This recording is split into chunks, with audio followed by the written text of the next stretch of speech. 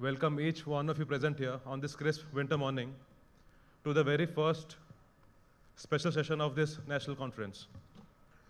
This session's theme, Excellence, Ethics, and Eternity, reflects the core values that guide our profession. Excellence reminds us to survive the highest standards in our work. Ethics keeps us grounded in integrity.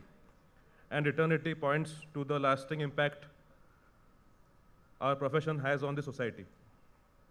We are honored to have amongst us today Pujanya Dr. Gnan Vatsal Swamiji, a distinguished speaker and spiritual guide known for his inspiring talks on personal and professional values. His presence today both is a privilege and a blessing for our conference. To formally welcome Swamiji, I request the branch chairman, Shri Mahendra Kumar Sahu, to kindly escort him to the stage.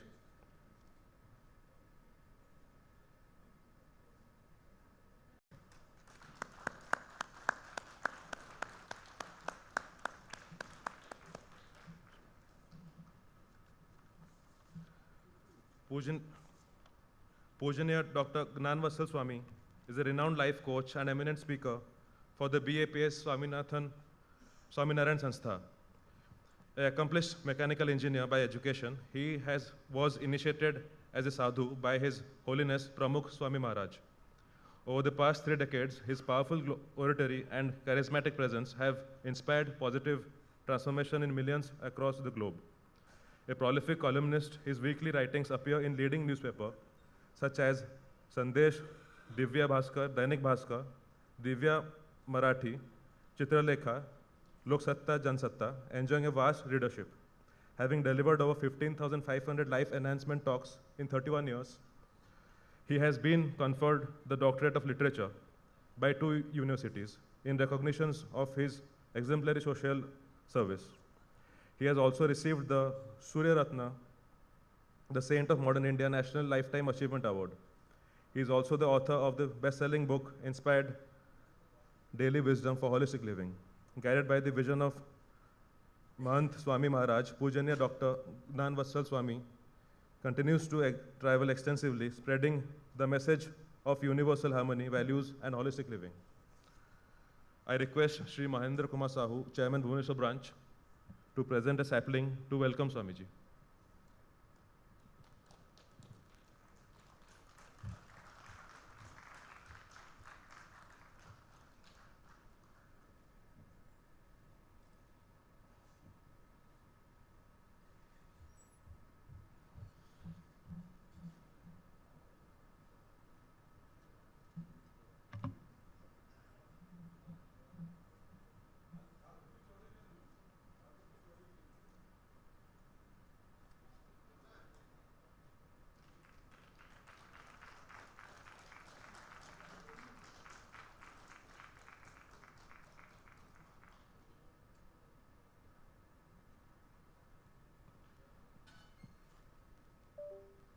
All the participants sitting behind, you are requested to come forward. Occupy the front row.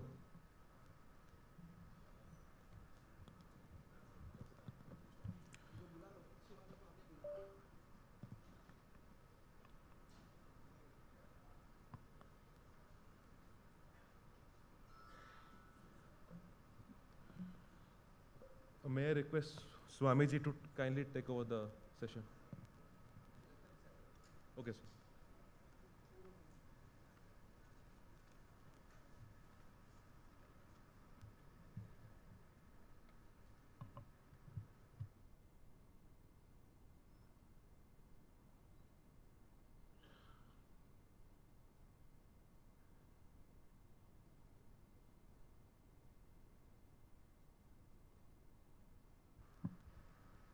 So the session's theme is Excellence, Ethics, and Eternity, that reflects the core values that guide our profession.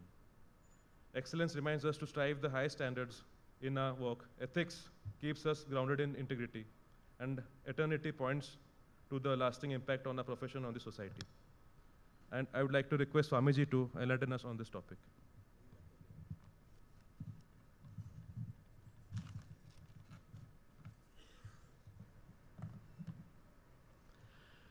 Gunatitoksharam Brahma Bhagavan Purushottamah Jano Jananidam Satyam Muchyate Bhavabandhanat.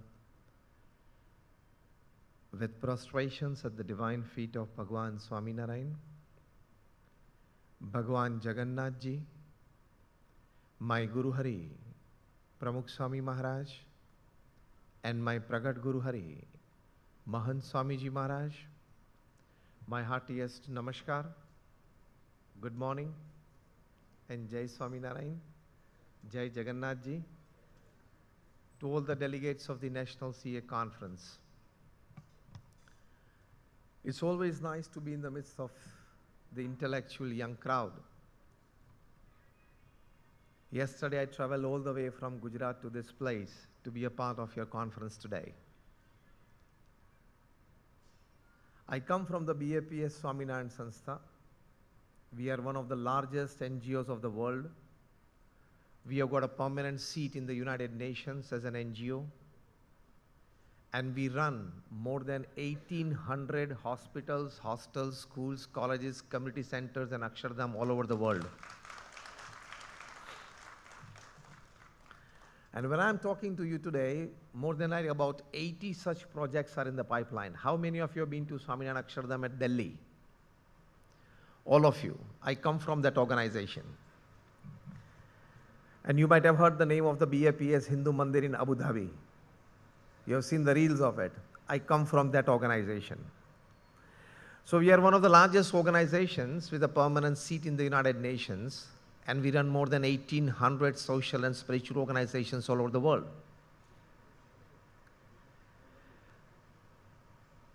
And we as saints are directly involved in the administration, in the management, in the HR of all these institutes. So we know what is administration, we know what is HR, we know what is management. It's not that I've read a couple of books and I'm standing in front of you to speak something. What I'm doing now is my hobby, is my extra job, weekend job.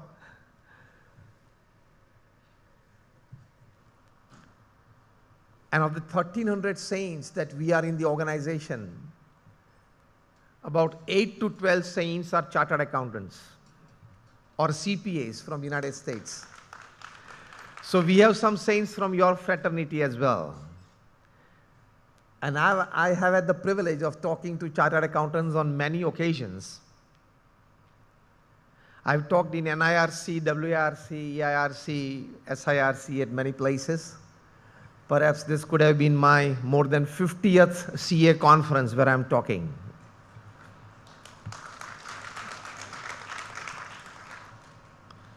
And when I talk to chartered accountants, I tell them CA is not just a chartered accountant, CA means a careful analyst of life. And so the topic shared with me today is excellence, ethics, and eternity. We at the BAPS Swaminarayan Sanstha, we believe that at the core of success, excellence is the foundation. Excellence in work, excellence in execution.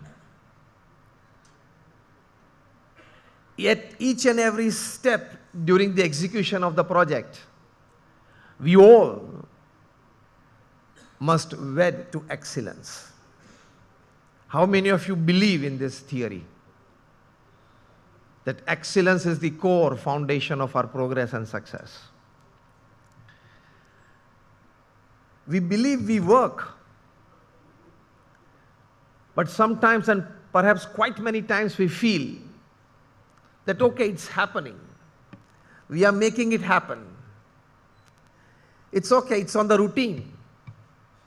And we pass days, weeks, months and years.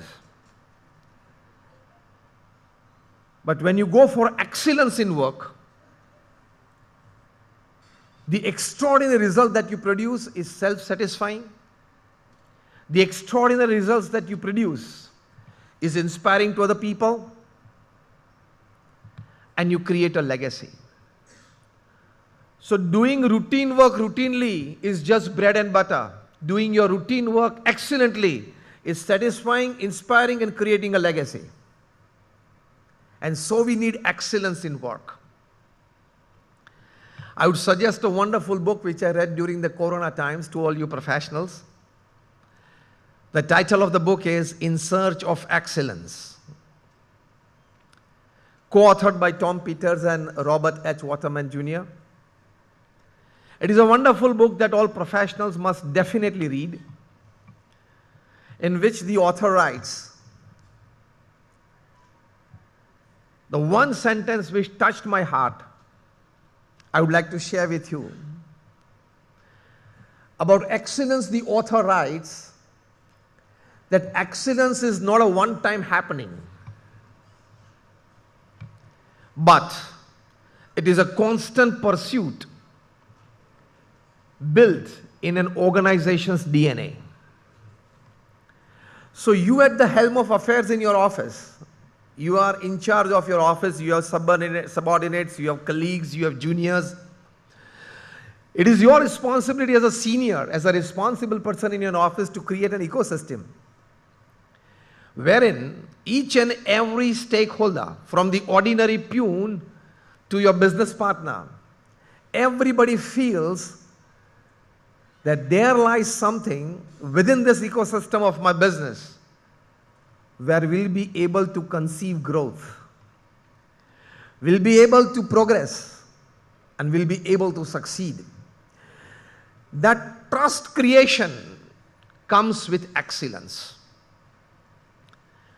That trust creation comes with an ecosystem that you have developed in your organization or in your enterprise.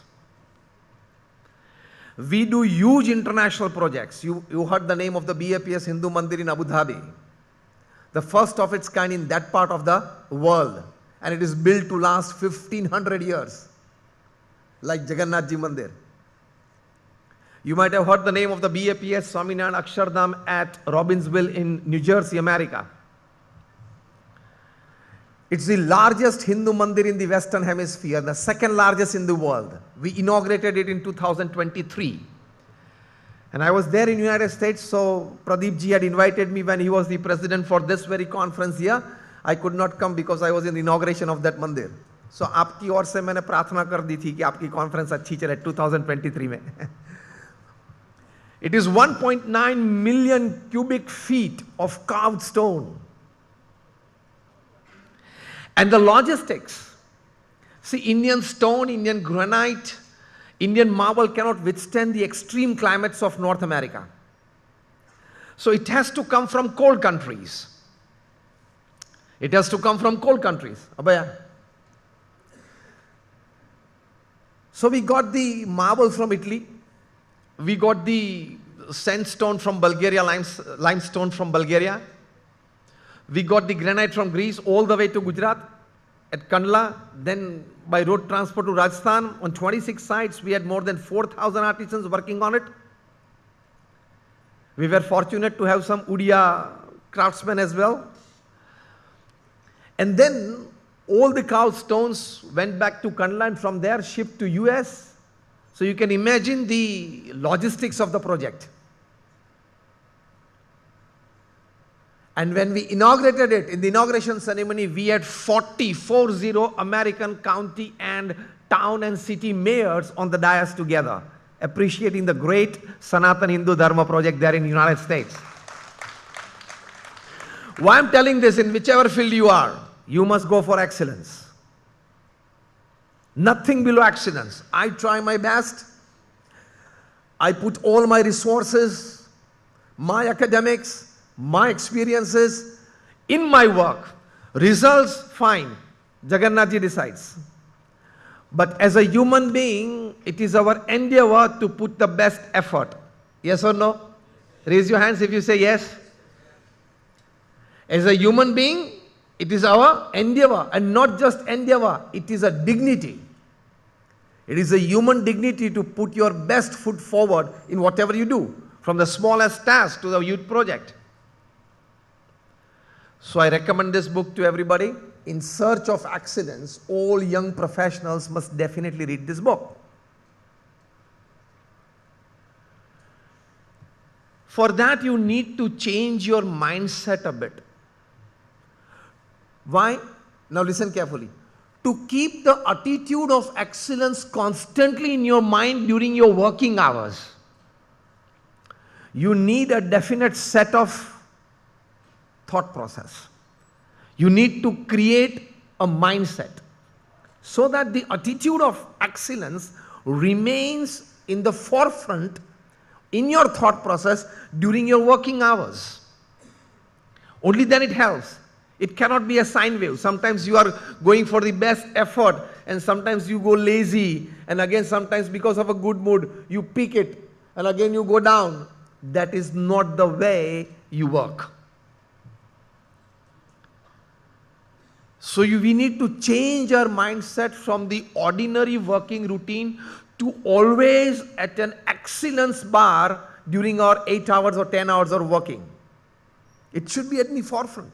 It should be in the conscious state.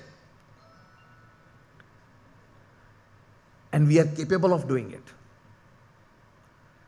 You know, coal, graphite and diamond are real brothers. Because all three are made up of carbon and nothing except carbon. When the carbon atoms, they come together in a haphazard way, the final product is a coal. And the same carbon atoms, when they come together in a bit organized way, hexagonal structure that we studied the benzene ring in chemistry, the final product is a graphite. It can be used from pencils to nuclear plants. And the same carbon atoms, when they come together in a tetrahedral structure, the final product is a diamond. So coal, graphite and diamond are real brothers. But there is a big difference. There is a big difference in their market price and in their value in people's hearts. Isn't it? एक भाई इतना सा छोटा सा होता है, उसमें दूसरा भाई तो ट्रक भरा जाता है. A small piece of diamond and you get 5, 7, 10 truckloads of coal. Why this difference when they are real brothers? The answer lies in one line, and that is design of the internal structure. Design of the internal structure. Human beings with information, knowledge and wisdom, we are capable of changing our internal structure. That is, we can go towards excellence even from a lazy point of view. It is only thing that we have to decide, take a firm decision in life. Only then you are able to do it. Once you do it, you enjoy it. So our journey from graphite to diamond is redesigning our inner self. Those who are sitting in the white chairs behind, you can come in the brown chairs. All of you sitting in the white chairs, stand up. Come in the brown chairs. Let us all feel consolidated and feel the warmth of each other in the conference in winter. Adjust yourself in the brown chairs.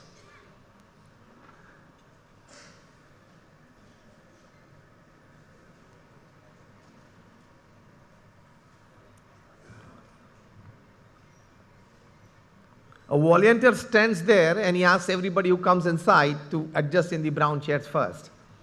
So we are talking of excellence, and this is a change in the mindset.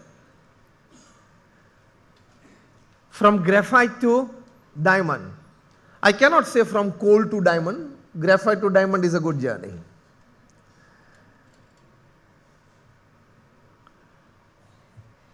So that is called excellence in work. And when you go for excellence in work, as I said, you create. Our Guru Pramukh Swami Maharaj, who single-handedly created 1,300 hospitals, hostels, schools, colleges and community centers, mandis all over the world in a span of 45 years. And that to his age of 51 to 95. So every 15th day he gifted an institute to the people, either a social institute or a spiritual institute. Unbelievable pace of growth, but he believed in excellence. I share you a wonderful example. Pramukh Swami Maharaj, the creator of Swaminarayan Akshardham in Delhi, that you all have visited. In the year 2000, he was visiting UK. At that time, his age was 80. An Adivasi gentleman, he wrote a postcard from the northern part of Gujarat to Pramukh Swami Maharaj and just addressed Pramukh Swami, BAPS Shahibag Mandir, Ahmedabad. And the postcard reached our headquarters there in Ahmedabad. By hand delivery, it went to Luton, where Pramukh Swami Maharaj was there in the year 2000. When Pramukh Swami Maharaj took the postcard in his hand, he could not understand a single word. He could not read it because the handwritings were such. So he asked 3-4 people to read it, they could not. Pramukh Swami Maharaj in his lifetime, he read and answered more than 7,50,000 letters. People used to write to him for their personal issues, family issues, social issues. And he answered them responsibly. So anybody who would getting 50 to 70 letters a day to answer, if such a postcard just drops in and he could not read it, he would just tear and throw it away. That was not Pramukh Swami Maharaj, and that is why BAPS, we have grown to this exponential level.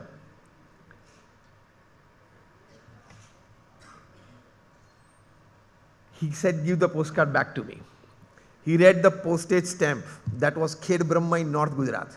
So he called one of our saints in Khed Brahma and said, here I've got a postcard and we are doing you a fax. You go through the letter if you could read it. Even he could not read it.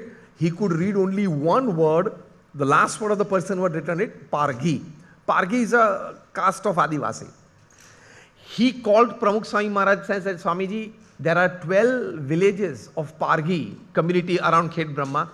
Pramukh Swami Maharaj said, now see what is called excellence in work. Pramukh Swami Maharaj said, you with this fax, you travel to all the 12 villages of Pargi community, stand in the center of the village and ask who has written this postcard and what does he want. So our saint, he traveled to 12 villages. And when he reached the 6th village, the name of the village is Hingatia, 4 kilometers from Khed Brahma in North Gujarat. Adivasi gentleman by the name Reshma Pargi, he said, I have written this postcard. Arey bhai sahab, aapne kya likha hai? What have you written in this?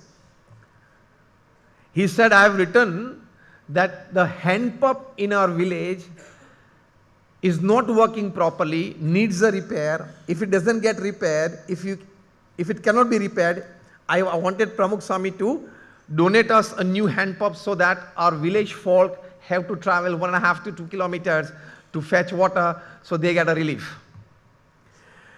Our saint told Pramukh Swami Maharaj in London, this is a problem. Pramukh Swami Maharaj told him that you go with an engineer. He went with the engineer. The engineer said the hand pump cannot be repaired. So we installed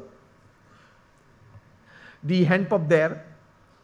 When Pramukh Swami Maharaj again got the news that the hand pump has been installed and the water is flowing in the village, Pramukh Swami Maharaj personally wrote to Reshma Pargi that your problem has been solved and the water is flowing in the village.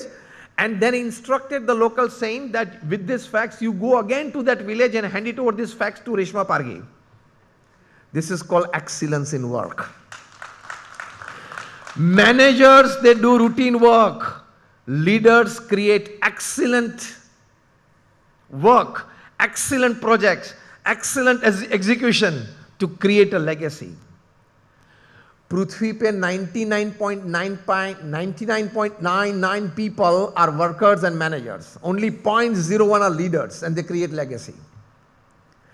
From this ordinary Adivasi postcard attendance to our huge international projects. आपने Swaminarayan Akshardham Delhi में देखा या? That same creation, we did it in Chicago in United States in the year 2004. Pramukh Swami Maharaj at the age of 84, our Guru, he went there to inaugurate the mandir for the idol installation ceremony. Then after when it was open for the people, visitors started coming in. One day a white American architect, he just dropped in, he said, what a fascinating thing has come up. Beautiful project, wonderful carvings. He took the pictures. Just 2 days hence, it was America Institute of Architects, AGM, and he presented the pictures there. That such a fine thing has come up in our city. How many of you know it? A few people, a few architects, they said that yes, we saw the pictures. A few architects said yes, we saw on the TV. There and then, 70 architects of AIA, American Institute of Architects, they decided to come to our place. They visited, we gave them a wonderful guided tour for 2 hours. And there, they decided to give the Award of Excellence on behalf of American Institute of Architects to the BAPS Swaminarayan Mandir in Chicago. And they gave it with a ceremony. That is also built to last 1500 years on the land of Chicago. It's a project equivalent to Akshardham in Delhi. My point in telling you is, from an ordinary Adivasi postcard attendance to a huge international project like BAPS Swaminarayan Mandir in Chicago, we believe in our organization that we should go for excellence. Only then you enjoy your work. Only then your work becomes your relaxation. Just change of routine, change of phase, just change of file on the table, it becomes your relaxation. Because you are enjoying your work, because you are going for excellence. So we must all strive for excellence. My chapter number 1 is this. Chapter number 2 in my talk, ethics, excellence, ethics and eternity, is ethics. Ethics is again the foundation of all work. Nobody has the right to play with norms and disciplines. Yes or no? Raise your hands if you say yes. Nobody has the right, and now the screws are tightening more. It will be difficult to escape if you don't live and work within the framework of norms and disciplines, isn't it? Many a times when I talk to professionals and businessmen, I tell them that there are 2 types of GST. आपको भी पहली बार पता चला होगा कि दो प्रकार के GST है, पता है? मैं GST और CGST की बात नहीं कर रहा हूँ. GST 2 प्रकार के हैं. One is goods and services tax. And if you abide by that, another GST showers from the top, from the heavens. That is GST, God saves tension. For your client and for you both. For your client and for you both. God saves tension. It is a moral duty of every human being that in the land where we live and where we work, we should abide faithfully to the laws of that land and the government. Yes or no? We must. It is a moral duty. It is humanity. इस धरती पे मैं रहता हूं, इस देश में मैं रहता हूं, इस देश में मैं कमाई करता हूं, इस देश में रहकर मैं अपना धंधा पानी करता हूं, इस देश में रहकर मैं अपने परिवार को सुखी और समृद्ध कर रहा हूं, इस देश में रहकर मेरे बच्चे अच्छी पढ़ाई कर रहे हैं, इस देश में अच्छे जनों के बीच में रहता हूं, तो मेरी ये मॉरल रिस्पॉन्सिबिलिटी है कि इस देश के कायदे कानून को वफादार रहना. हाँ या ना? A moral abiding. More than that, it is basic humanity. Ethics is something that you don't have to just follow. Ethics is something that you love. And you will be known by your ethics. And you will also be known if you have a flaw in ethics. वो भी आप जग जाहिर हो जाएंगे. Our academics, our experience, our know-hows can open any gate for us. But only our ethical behavior will keep that gates open. The moment you lose on ethics, norms and disciplines, all gates will get closed. हाँ या ना? जिन्होंने cricket के ball से चेड़े किए सभी को cricket छोड़ना पड़ा. हाँ या ना? हिंदी सब समझ लेते हो ना? हाँ ठीक है. जिन्होंने बैंक के साथ खिलवाड़ किया सभी को देश छोड़ना पड़ा. 2-3 लंदन है, 2-3 कैरेबियन आइलैंड में है, सब वापस आएंगे. एक तो अभी बेल्जियम से आ रहे हैं 1-2 हफ्ते में. वहां की सुप्रीम कोर्ट ने उनकी प्ली नकार दी है.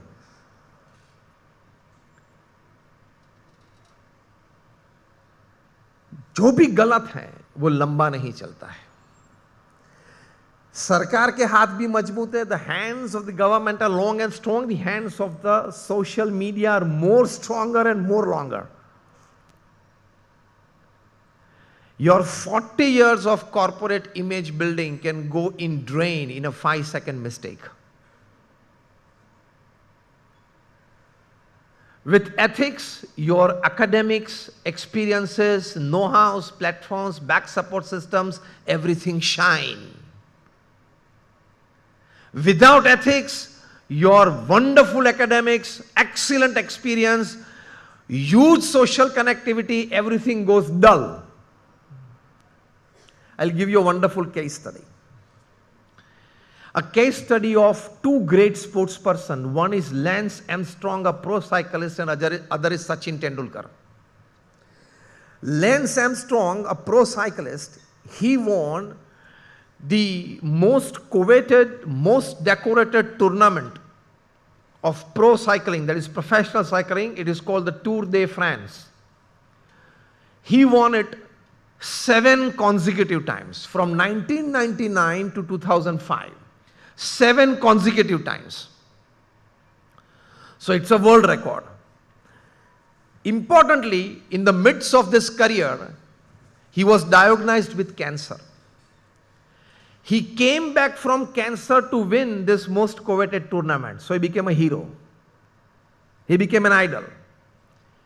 Because he came back from cancer to win the Tour de France, he was inspired to start the Live Strong Foundation, because he himself lived strongly against cancer. So he started the Live Strong Foundation, well supported by who's who of the world. He was endorsing n number of products of huge corporates. So he was daily playing in millions and millions of dollars. One of his teammates, his name Floyd Lantis, in the year 2005, after Lance Armstrong retired, Floyd Lantis, he was quite younger to him, so he started his own team, and in the very next year, in 2006, he himself won the Tour de France. But there was a seed of suspicion in his winning, and when he was checked, he tested positive for PEDs, that is performance enhancing drugs. उन्होंने drugs ली थी जीतने के लिए, performance enhance करने के लिए, ज़्यादा शक्ति के लिए. That was proved by laboratories of his blood and urine tests. So he was stripped of that title. तो फ्लॉयड लैंटिस ने कहा कि मैंने तो एक बार यूज किया है और आपने मुझे बैन कर दिया. ये जो 7 बार जीता है ना, उसका टीममेट में था, उन्होंने तो 7 बार ऐसा ही किया है. And the US government's anti-doping agency was surprised to this, and they swung into action. Lance Armstrong was representing the US Postal Department team. The anti-doping agency checked their emails within the team, with the health officers of the last 10 years. Phone conversations, bank transactions, emails, everything were checked of the last 10 years. And it became a concrete proof that Lance Armstrong was not just a participant in the doping scandal, but he was the ringleader. To the extent that he and his team member would have their blood in the laboratory 1 week or 10 days before the start of the competition. That blood would be injected with extra fresh 100% oxygen. And few hours before the competition starts, that same blood is injected into their body again. And so they have double and triple amount of energy. And they win the tournaments. कि cycling में तो एक ही बात चाहिए, बुद्धि तो है नहीं, सिर्फ पावर ही चाहिए, स्ट्रेंथ ही चाहिए, यही रोड पे चलना है. ये happened. So Lance Armstrong was also stripped of all his 7 titles. कितनी बेइज्जती हुई. He was told that you resign from your own foundation, Live Strong Foundation, as chairman. He had to resign. All the giant MNCs who had him as their front face, he was endorsing their projects, they all stripped him. He became a nobody. And on the Oprah Winfrey show in 2013, he confessed to doping. कहां थे? 0 बन गए. क्यों? Ethics, norms and disciplines के साथ चेड़े किए. On the other hand, Sachin Tendulkar, the god of cricket, 100 international tons. It was 2011 when the World Cup was being played in India. It was a match between India and the West Indies at the Chidambaram Chepauk Stadium in Chennai. Sachin was batting a World Cup match, and the West Indian pace bowler Ravi Rampal, he fired a rising delivery, and Sachin tried to defend it. And the ball just kissed his gloves and went to the wicketkeeper. Wicketkeeper took the catch and a loud appeal against Sachin. But the umpire was not convinced. And because he had touched the gloves, the stump mic did not catch anything. Umpire was not convinced and he nodded, no. But when he opened his eyes, he saw Sachin walking back to the pavilion. And then the umpire said, yes, sir, now he's out. Now he's out. Years later, Sachin Tendulkar was asked, sir, you were given not out by the umpire. Why did you walk out? It was a World Cup match. Sachin said, the umpire was not convinced.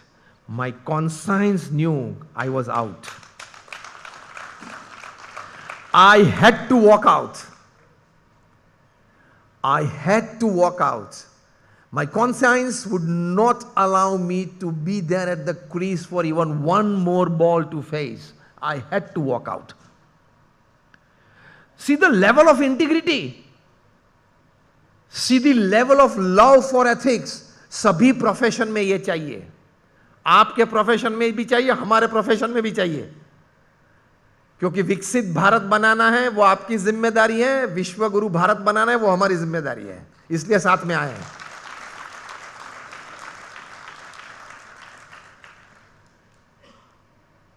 You have to uphold the highest levels of professional integrity, isn't it? And we have to uphold the highest level of cultural, spiritual, value system integrity. Everybody has to. Only then we are human beings. And what gift did Sachin get because of this integrity in sport? Last year when we had the general elections in India, the Lok Sabha elections, the Election Commission of India wanted one face which would appeal to 145 crore voters to go and vote.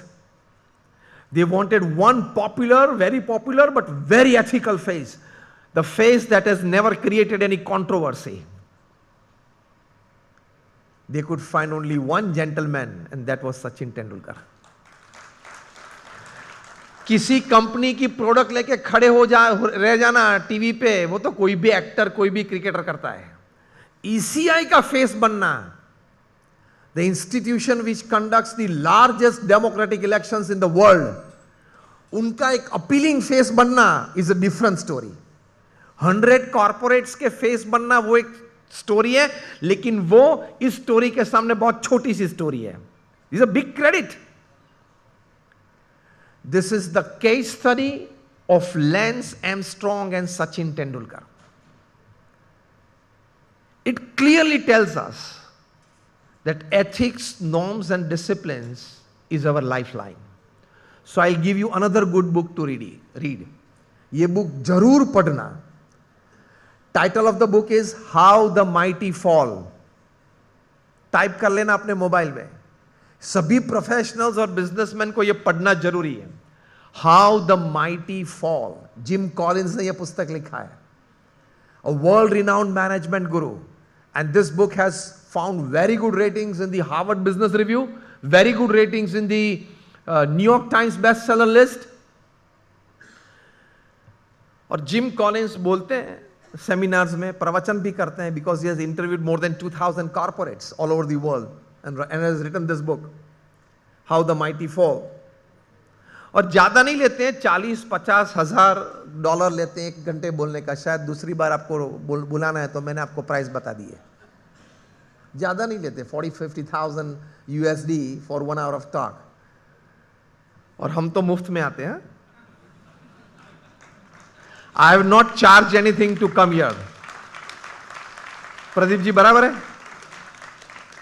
I've been talking since 25 years on national, international platforms. I don't charge a single penny for my talks because I'm a saint My responsibility is to give to the society, selflessly give to the society.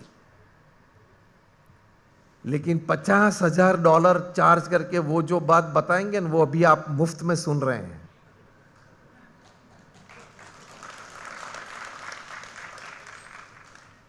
I'm just into the last 5-10 minutes of my talk. How the Mighty Fall, पुस्तक का नाम ये है. अगर आपको समय नहीं है तो इसका जिस्ट भी आपको चैट जीपीटी पे मिल जाएगा, वो भी पढ़ लेना, लेकिन जरूर पढ़ना. So before you go to bed tonight आप चैट जीपीटी पे से इतना तो डाउनलोड कर लेना, 2-3 पेज है. इसमें एक बहुत अच्छा वाक्य है, हाउ द माइटी फॉल. पूरी बुक का सारांश एक वाक्य में. I am revealing it to you. That doesn't mean that you don't pick up the book and don't read it. Just in one line of that book is, he has given the reason how the mighty fall. He writes, how the mighty people fell. Once upon a time, these people were ruling the Wall Street. They were huge, billions of dollars owners, businessmen. They had their businesses spread over continents, over 60 countries. Why did they fall? Why did they become zero? Why did they go to jail? अद्भुत शब्द लिखे हैं. अगर आपको प्रवचन में कुछ याद ना रहे तो अब मैं जो बोल रहा हूं वो याद रख के घर लेके जाना और जीवन भर रखना. ऑफिस में एक जगह पे लिख के चिपका के रोज पढ़ना before you start your work. क्या लिखा है? I am quoting him word to word and letter to letter. Undisciplined pursuit for more. Undisciplined pursuit for more मतलब ज्यादा ज्यादा ज्यादा पाने में सिद्धांत नीति नियम छोड़ दिए, एथिक्स डिसिप्लिन नॉर्म्स छोड़ दिए. whoever you are, wherever you are, whatever you are not bigger than ethics. हाँ या ना? लेकिन कभी लग जाता है कि now I am superbly placed, now I am so superbly placed that nobody can touch me. My good friend, I welcome him, Yashwant Jetwa. Please be here. Yashwant, please be here.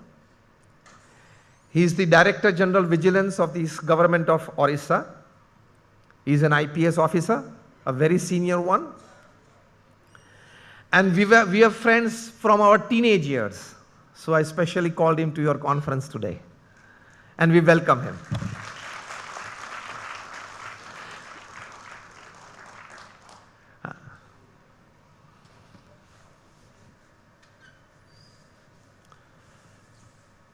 So we were talking of ethics. As I said, your academics, your talents, your experience can open any gate for you, but only your ethics will keep that gate open. It is not that you have to follow ethics. Life is such and should be such that you love ethics from within. And loving ethics from within is not just a human duty, it is a human endeavor. Not just a human endeavor, it is a human dignity. Do you believe in this statement? So we must follow it. So I have suggested you all this book. The second book that I have suggested is How the Mighty Fall by Jim Collins, in which he writes that the mighty people fell because of indisciplined pursuit for more. I talked to you about Pramukh Swami Maharaj, who single-handedly created 1,300 institutions of social and spiritual service in a span of 45 years. उनको कभी किसी ने पूछा कि कौन सा विचार आपके मन में हमेशा रहता है? Which thought remains with you 24/7? उन्होंने कहा जो विचार मेरे मन में कभी नहीं आया वो मैं बताऊं, and that was more interesting. उन्होंने कहा किसी का भी अहित हो ऐसा विचार मुझे जीवन में कभी नहीं आया.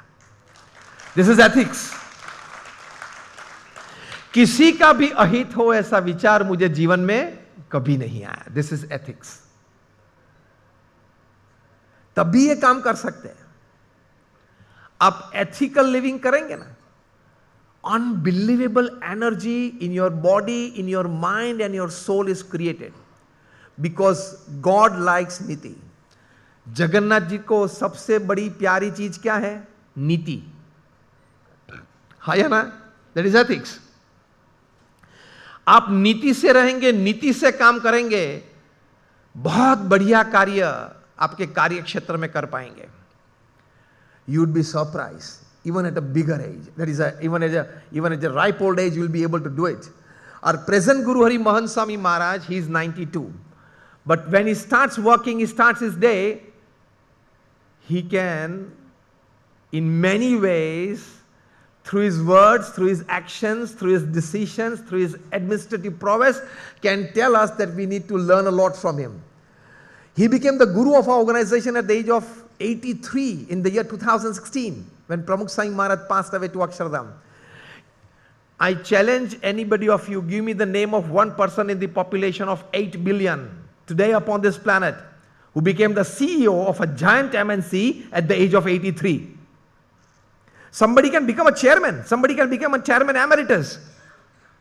To become a CEO is a different story, because becoming a CEO is a morning 8 to evening 8 affair. Day-to-day routines. Am I right or wrong? At the age of 83, he inherited 1,300 institutions of social and spiritual service. Just to visit all these places once in lifetime, his life is over. What would you expect from him? But sitting on a big chair demands performance from you. And he performed. From his age of 83 to 92 that he is today, in the last 9 years, Mahan Swamiji Maharaj created 767 hospitals, hostels, schools, colleges, community centers, sanskar kendras, mandirs and Akshardham all over the world. At an unbelievable average, ye yaad rakhna, at an unbelievable average of gifting a social or spiritual institute to the society every 4th day of his life.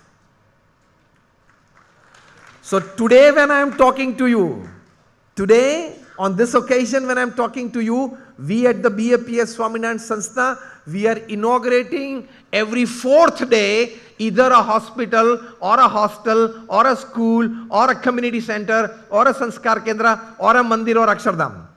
Every 4th day हमारे वहाँ एक inauguration होता है. And that is why Professor Raymond Williams writes that BAPS is the fastest growing Hindu organization in the world. ये मैंने आपको बात क्यों कही? आप ethical living and ethical working, ये दो शब्द याद रखना. Ethical living और ethical working करेंगे, आपकी सेहत अच्छी रहेगी, भगवान की कृपा आप पर रहेगी, समाज का प्रेम आप पे रहेगा, आपके प्रोजेक्ट में समाज जुड़ जाएगा, लंबी उम्र तक आप काम कर पाओगे. Ethics has the power to give you everything from your physical, mental health to love from society and grace from Jagannath Ji. Everything. And you'll be able to work. And the last 3 minutes of my talk, the third part in my topic, excellence, ethics and eternity, is eternity. We believe that we are human beings, perhaps for some spirituality to be imbibed in our lives. That is a wrong notion. Actually, we are originally spiritual beings for a short human journey upon this earth. This is a 70 or 80 year game. Human life is a 70 or 80 year game, 5, 10 plus minus with the grace of God. हाँ या ना? कल पूरी हो जाएगी. Corona में बच गए वो बड़ी कृपा. Every day 1.5 lakh people leave this earth in 24 hours. That is 86,400 seconds. 1.5 lakh people leave this earth. That is every 2 seconds 3 people leave this earth.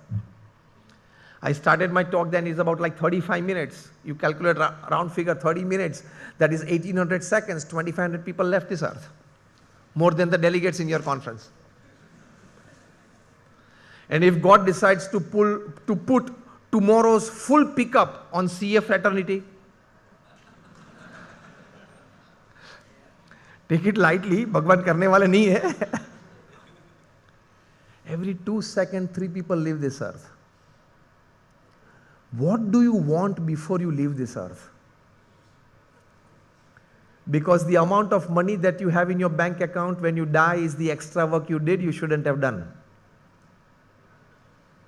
And if at all you did for your financial security and the financial security of your family, you should have utilized it for a better purpose before you closed your eyes. Because with money at the end of your life, you have only two choices. Either live it or give it.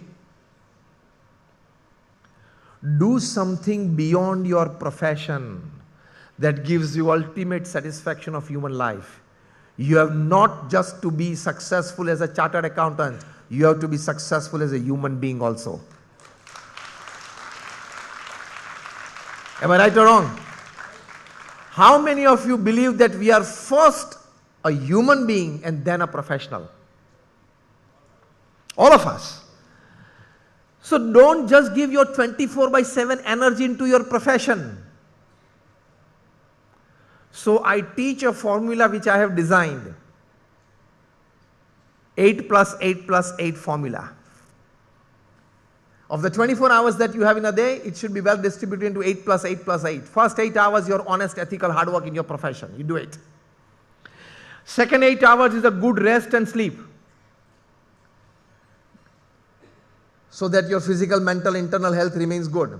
Because I think all of us sitting here, हमको इतना तो पता है ना कि पूरे देश की सब कंपनीज की अकाउंटिंग करना हमारी जिम्मेदारी नहीं है अकेले की.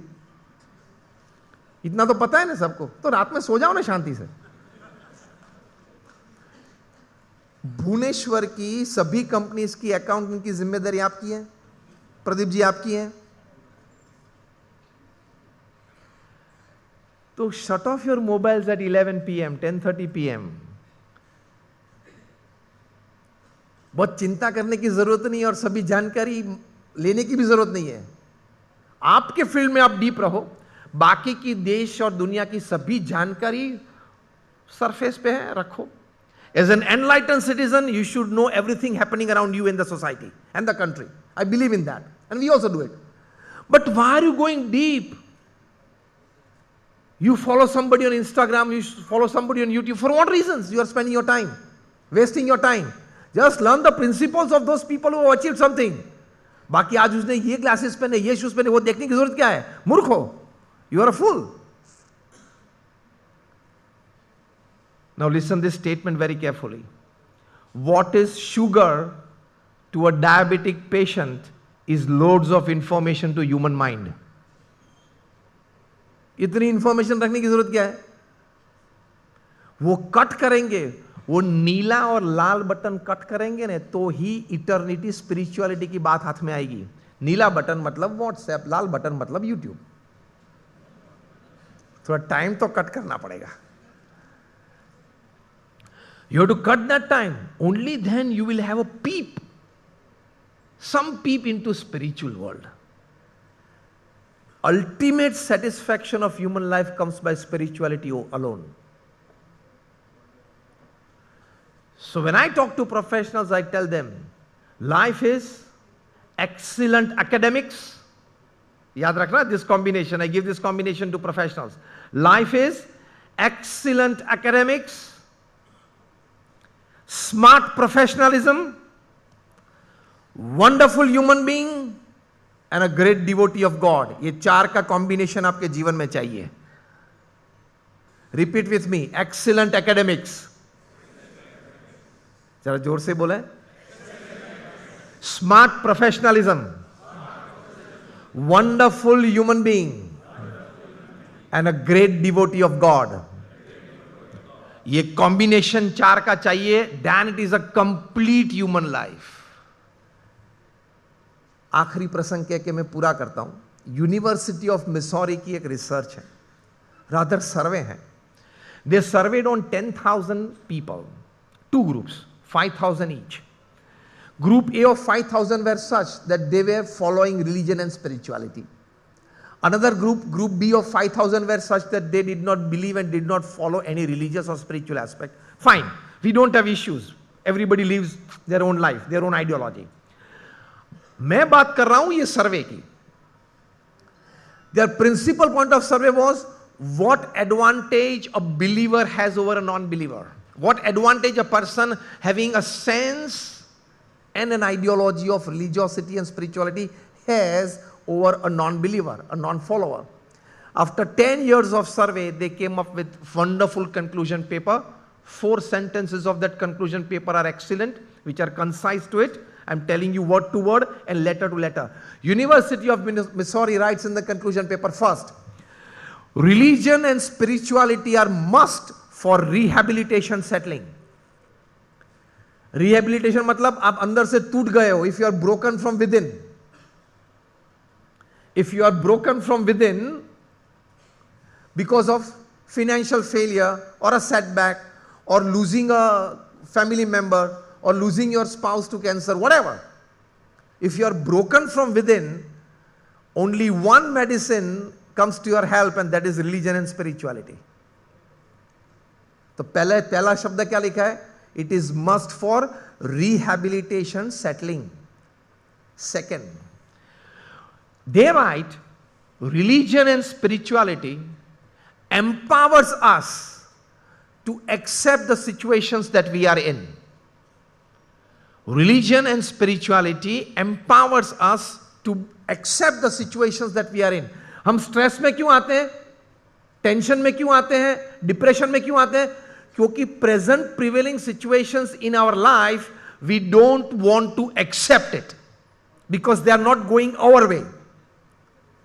Yes or no? Acceptance of any situation in life gives you the minimum levels of stress or sometimes no stress. Accept it.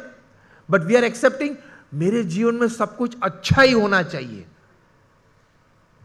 ऐसा तो होने वाला नहीं है. और क्यों नहीं होने वाला है पता है? God has not signed an MOU with you. God has not signed an MOU with you कि जा बच्चा पृथ्वी पे जाएगा, जो कुछ भी करेगा अच्छा अच्छा गुडी गुडी होगा. Life is like a sine wave. Ups and downs are part of life. University of Missouri क्या लिखती है? Religion and spirituality empowers you to accept the situations that are in your life. ये कितनी बड़ी बात है? Second, that is total number 3. Religion and spirituality, ये भी बहुत अच्छी बात है. Religion and spirituality teaches you to come to terms with unresolved issues of life. Life के कई इश्यूज है वो अनरिजॉल्व रहते हैं. To come to terms with those issues. प्रश्न जीवन भर खड़े रहेंगे लेकिन you come to term with those issues. और चौथी और आखिरी बात लिखते हैं, religion and spirituality they strengthen you to confront any ultimate eventuality in life. कोई ऐसी दुर्घटना भविष्य में आ भी सके आपके जीवन में, अभी से आपके माइंड को स्ट्रेंथ देता है रिलीजन एंड स्पिरिचुअलिटी. कितनी बड़ी बात है रिलीजन स्पिरिचुअलिटी. ये नहीं होती इससे तो लोग आत्महत्या कर लेते हैं. तो हमने 3 बात की. Excellence in your work and relationship. Second is ethics, norms and disciplines at your work place. And third is eternity, that is a touch of spirituality in your life, a touch of religiosity in your life that gives you ultimate satisfaction of life. Thank you very much for patiently listening to me. All my prayers for all of you, for the chartered accountants of our country, because when we want to make our country a developed country by 2047, you are one of the most important fraternity that will make our country a developed one. So best wishes to all of you, my prayers for all of you, and may you all come together to make our country great and divine. Thank you very much, and prayers.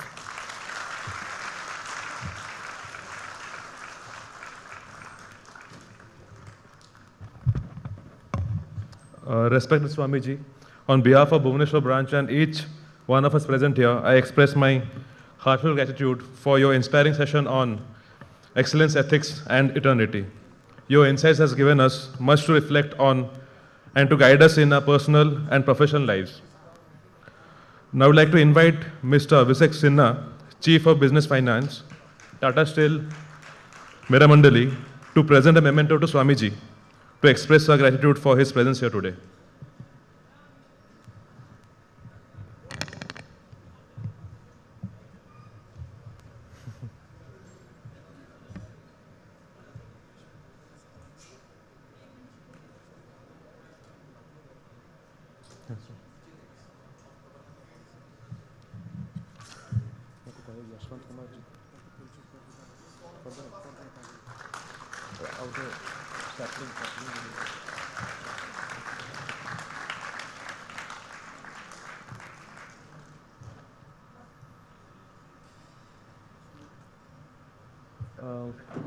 We acknowledge the presence of Yashwant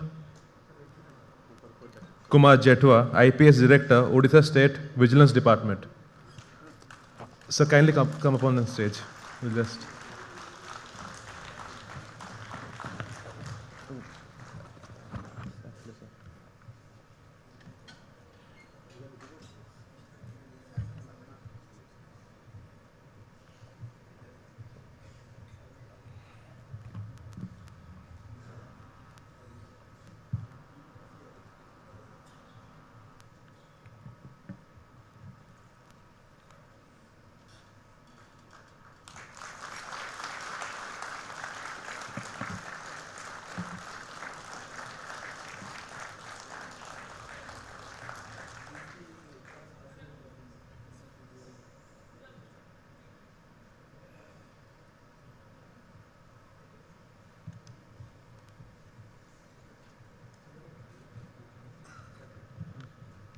Thank you, everyone. I thank all the delegates for the active participation.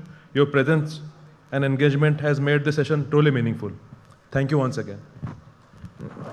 I request all the managing committee members, whoever is available, please join on the stage for a group photograph. I request all the managing committee members. So I request all the past chairmen, whoever is interested, please join in the stage for a group photograph. I request all the past chairmen, whoever is available and interested, please join in the stage.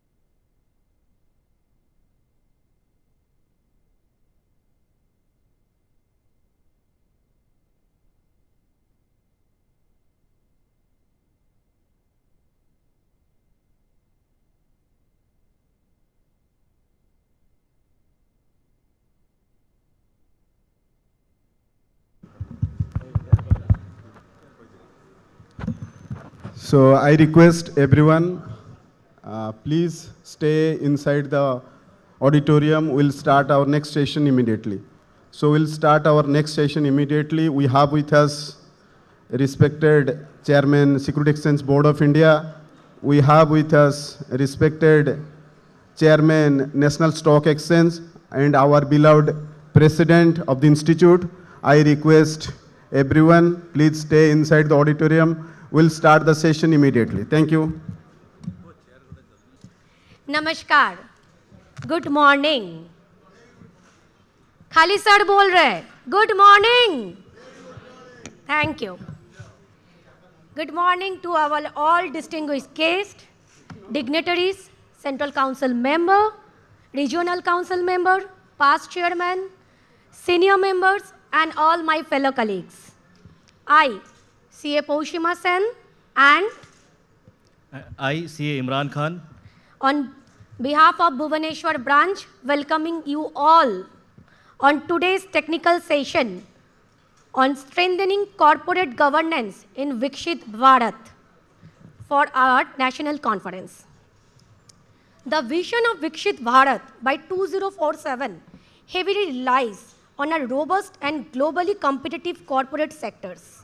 Strong corporate governance is essential for achieving this, as it is the foundation for building trust for publics, attracting global capitals, ensuring sustainability, and driving ethical business growth. I now request our distinguished guest, Sri Tuhin Kante Pandey sir, Chairman. Yeah. Okay. Yes. So now I request Sri Srinivas Injeti sir, Chairman, National Stock Exchange, our own President, Sri Charanjot Singh Nanda sir,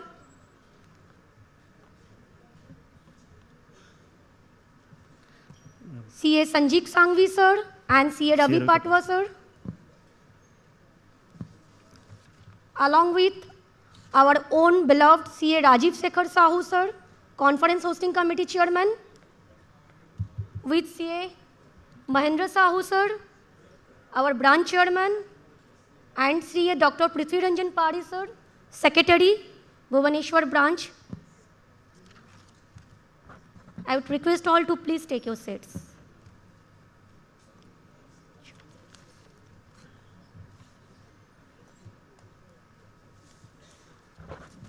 Gentlemen, please give a huge round of applause for them. Please welcome them.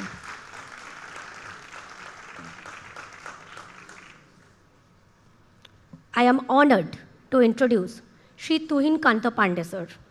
Ladies and gentlemen, in the era where governance, trust, and transparency define the strength of our financial market, it is my privilege to introduce a leader who embodies three principles. Sri Tuhin Kanta Pandey, Chairman, the Security and Exchange Board of India. Sri Pandey assumed chair as SEBI Chairman on 1st March 2025 after an illustrious career over 3 decades as an IAS officer of the Odisha cadre. He has served in some of the most critical roles in the Union government, like Union Finance Secretary, Revenue Secretary, etc.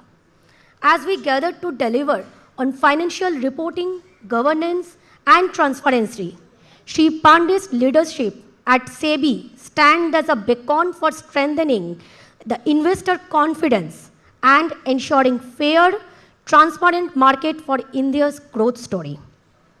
Ladies and gentlemen, please give a huge round of applause and welcome him.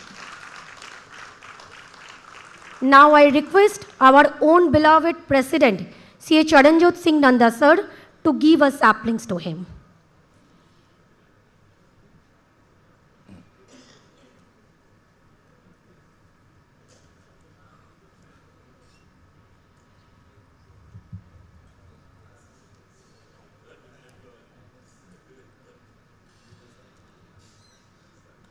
Ladies and gentlemen, please welcome him. Thank you. Now I am honored to introduce Mr. Srinivas Injeti sir, esteemed delegates, honorable dignitaries, and respected members of the Chartered Accountancy Fraternity. It is my privilege to introduce a distinguished leader in governance and financial regulation, Mr. Srinivas Injeti sir, Chairman of National Stock Exchange of India. A retired IAS officer of the 1983 batch Odisha cadre, Mr. Injeti brings over 4 decades of experience in corporate regulation, financial services, and public policy. He has served as Secretary to the Government of India in the Ministry of Corporate Affairs, spearheading reforms in insolvency, company law, CSR, and corporate governance.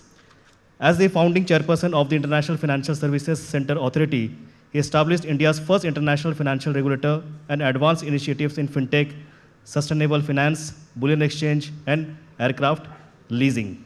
Please have a round of applause for the sir. I would now request CA Sanjeev Sanghvi sir and CA Ravi Patwa sir to come and present sapling to Sri Srinivas Injeti sir.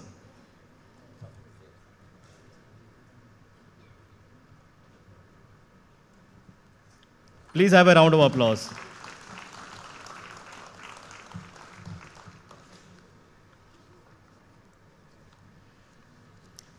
I am really honored to introduce our own beloved President, C.A. Charanjot Singh Nanda sir.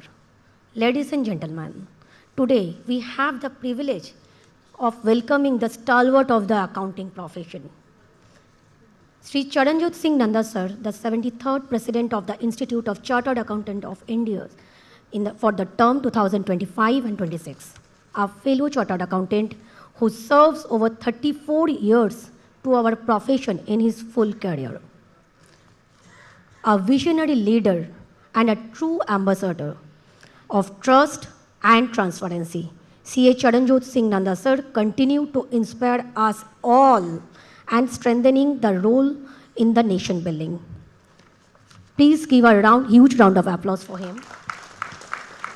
I request C.A. Mahendra Sahu sir, Chairman of Bhubaneswar branch, to please come and present the sapling to him.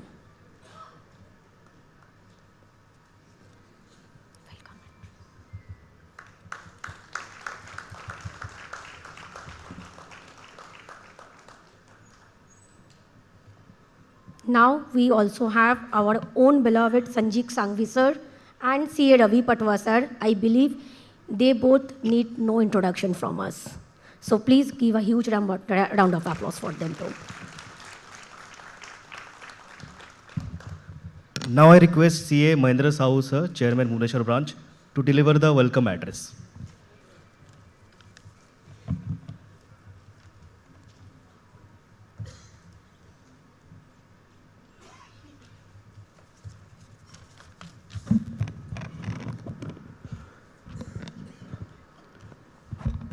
Namaskar and good morning to one and all present. I said good morning. I said good morning. Thank you. Dignitaries on the dais, respected Sri Tuhinkant Pandey sir, Chairman Security Exchange Board of India. We have with us respected Srinivas Injiti, Chairman National Stock Exchange. We have with us our beloved President of the Institute of Chartered Accountants of India, C.A. Charanjit Singh Nanda sir. We have with us our both Central Council member from our region, C.A. Ravi Kumar Patwa and C.A. Sanjeev Sanghvi sir. And we have with us our hosting committee chairman, C.A. Rajiv Sahu sir, and C.A. Dr. Prithviranjan Padhi, Secretary, Bhubaneswar branch. Dignitaries of the dais, senior members of the profession, and we have with us Director Finance, Hindustan Aeronautic Limited, Barenya Senapati sir, and other senior members and my professional friends and members from the print and electronic media. So I extend a heartfelt welcome on behalf of Bhubaneswar branch to all of you to the second day of this 2.5 days National CA Conference, the 22nd edition, with the theme Bharat at 2047. So I welcome you all and I welcome all the dignitaries on the dais. So I have already told so many things about the conference yesterday. So I hope you all are enjoying the conference, and I believe the remaining part of the conference will be more enjoyable. Thank you so much. Thank you, Mahendra Sahu sir. Now I request C.A. Rajiv Sekhar Sahu sir to enlighten us with his own thoughts. Sir, please.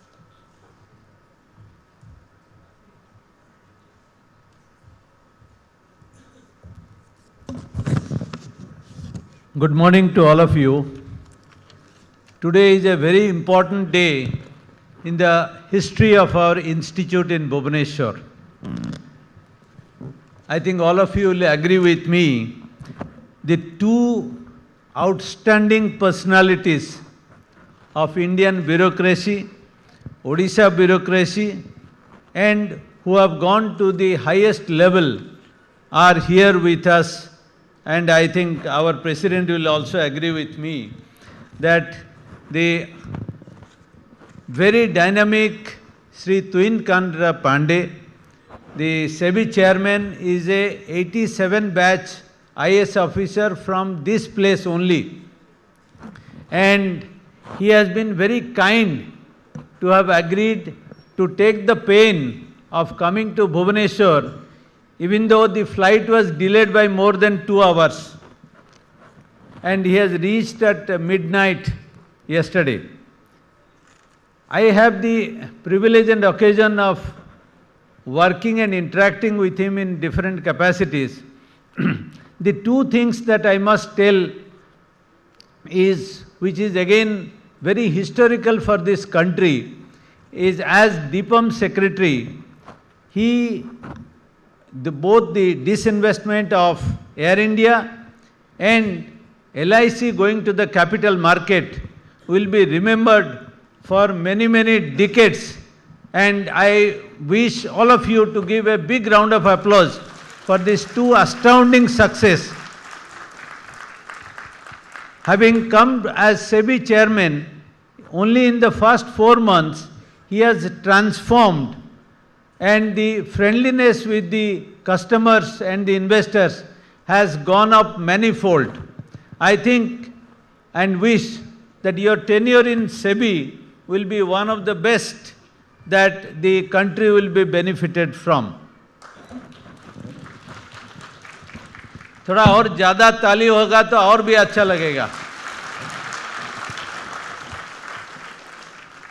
I must make a special mention about one more outstanding personality, Mr. Injeti Srinivas. Again, 1983 batch IS officer, has worked in various capacities in Government of Odisha and also Government of India. He was also the first company law expert of the country as the Secretary Corporate Affairs. And I can tell you, he knows more than any top lawyer, chartered accountant, or anybody who claims to be an expert in company law. I think in his dream also, you ask him a question, he will answer.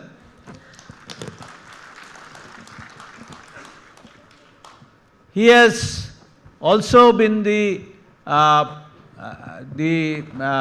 finance city in Ahmedabad. He was the chairman, Gift City, and he is also the National Stock Exchange chairman.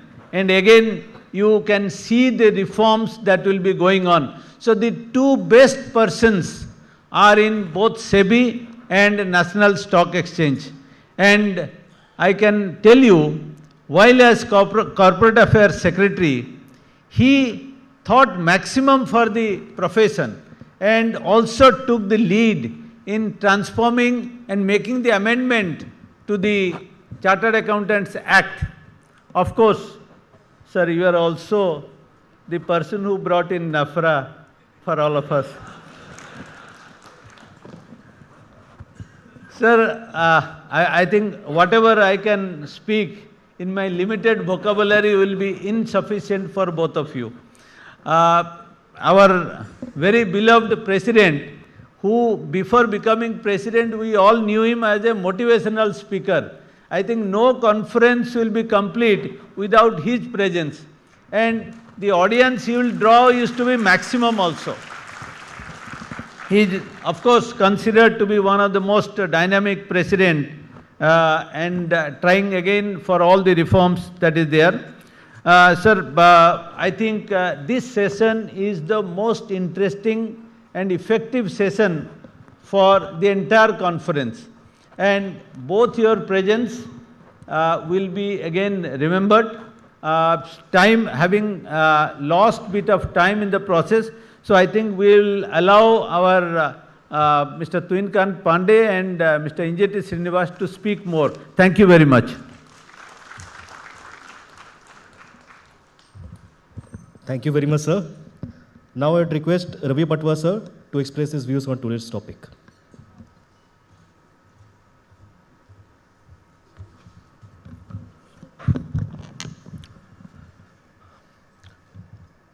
Seated on the dais, Chief guest, CA Tuinkant Pandey sir, guest of honor, Sri Injeti Srinivas sir,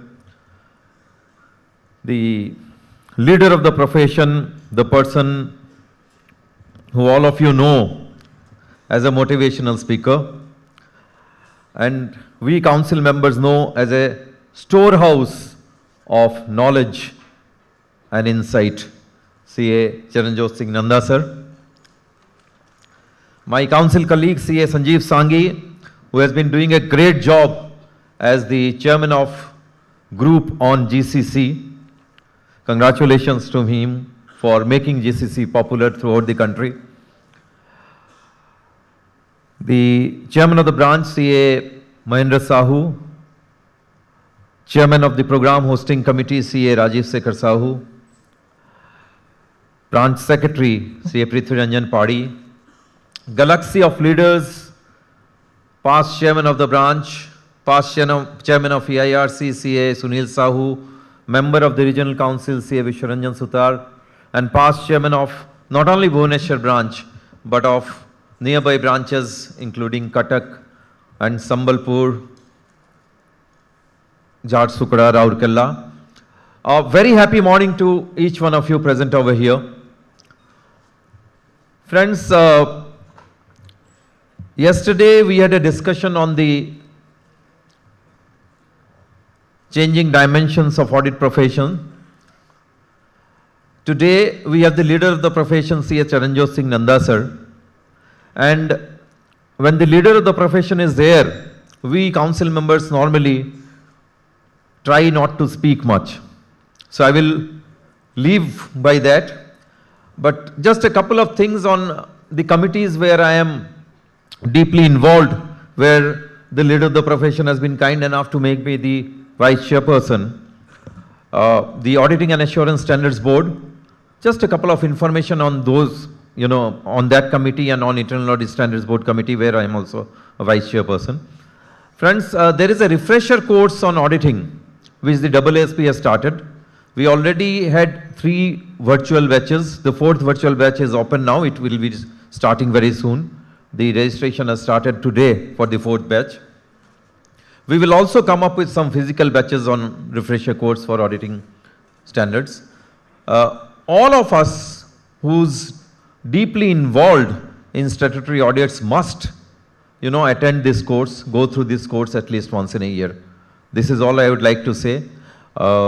We have revised the SA 600. The council has just perused through it and passed it on 10th of this month, 3 days back. And we are now working on SA 299. There is a management representation letter format which AASB has come up with, which is an exhaustive format. Please go through it, and henceforth whenever you are supposed to take a management representation letter, try and take guidance from that. That is an illustrative format. At the Internal Audit Standards Board, we have revised the concurrent audit certificate course material fully, and I believe even if you are a qualified concurrent auditor, by qualifying, getting the certificate for concurrent audit certification for concurrent auditor, you can still go through the course once again, because a lot of changes have taken place. And the internal audit standards, the new set of standards are going to come very soon. We are, with the permission of the president of the institute, we would like to come out with the new standards during WOFA, sir. And there is a checklist for certificates which the CAQ has come up with. You all know that the guidance note on certification is applicable from 2016. Please go through the checklist. This is an exhaustive checklist. This will help you, give proper certificates. There are so many other things which the President, sir, will talk about. So I would rather refrain from venturing into anything else where I am not involved as the leader, as vice chair. With these words, I bid adieu for the time being, but before saying that, I must congratulate the Bhubaneswar branch, especially the chairman of the branch and the chairman of program hosting committee and the managing committee members and everybody else connected to it for organizing this wonderful national conference on Bharat at 2047. Even the theme is so apt. Thank you very, very much, friends. Thanks a ton. Thank you very much, sir. Now I would request Sanjeev Sanghi, sir, always with a smiling face, to come and express his views. Thank you so much to both the MCs, Posima, and on the dais we have two very important persons, rightly said by Ravi Patwa, and I was having an opportunity to interact with one of them, just few minutes back. The chairman of SEBI, Mr. Tuhin Pandey, and the chairman of NSC, Srinivas Injeti. Now, these two stalwarts, when coming to institute, gets a perspective, get a thought, and we interact and network with them and try to, build an ecosystem which is again going to work for such a wonderful theme we are talking about, CA at the rate 2047, Amrit Kal, where we have our leader of the institute, CA Charanjot Singh Nanda, leading from the front and trying to leave no corners unturned to make sure that we, Indian Chartered Accountants, are not just going to be partners in nation building. Today we are talking about we going to be the partners in global building. That's the thought for which when we are talking about SMEs, sir, let me tell you that we are aiming, all these chartered accountants who are sitting over here and 528,000 chartered accountants with 11,000 students are working together to make sure that these SMEs which we are working on is going to be a GCC. Today, when we started this mission of Global Capability Center, you'll be happy to know that in just 7 to 8 months, we have conducted 5 summits across the country with the presence of almost 5,000 delegates, 200 speakers, and more than 15 ministries coming forward to say, we never thought that Indian Chartered Accountants can actually work on GCC. The thought process behind that was how we can enable, scale, skill, and empower these small size companies, SMEs, small and medium enterprises, with our guidance, with our consultation, with our knowledge, with our experience, to make sure that they one day become a GCC, a Global Capability Center for the organization which is there across the world. Rajiv Sahu sir, thank you so much for organizing such a wonderful conference, bringing these two stalwarts. I think this is an eye-opener for all of us to make sure that we work together, we unite together, and we grow together. The chairman of this branch, Mahendra Sahu, again, putting all his effort day and night to make sure that each one of us gets a wonderful experience. To all the past leaders of the branch, I can see the Bhubaneswar branch. I was with Mr. Panda in the morning. We had a lot of discussions together. Our past chairman, Sunil Sahuji, Mr. Ranjan Sutar, and all of you. See, at the rate 2047 is not too far, sir. Let me end up by saying that today we call ourselves as an accountants. Today we call ourselves as Munimjis. But in 2047, and even before that, we are going to be called global leaders. We are going to ensure that we are working on transfer pricing, ESG, international taxation, mergers, valuation, and many other things which will create that specializations to connect, engage, and inspire. So let's work together to run, which is reskilling, upskilling, and acquiring new skills. That's the future of our chartered accountants, to become the accountant for the entire world. Thank you so much.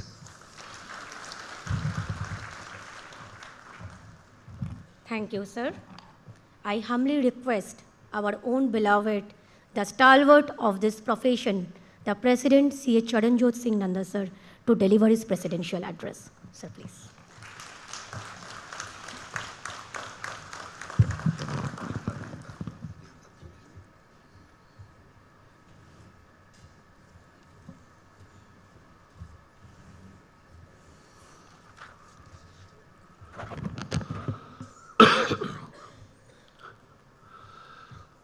A very good afternoon, ladies and gentlemen. We have two very esteemed dignitaries on the dais.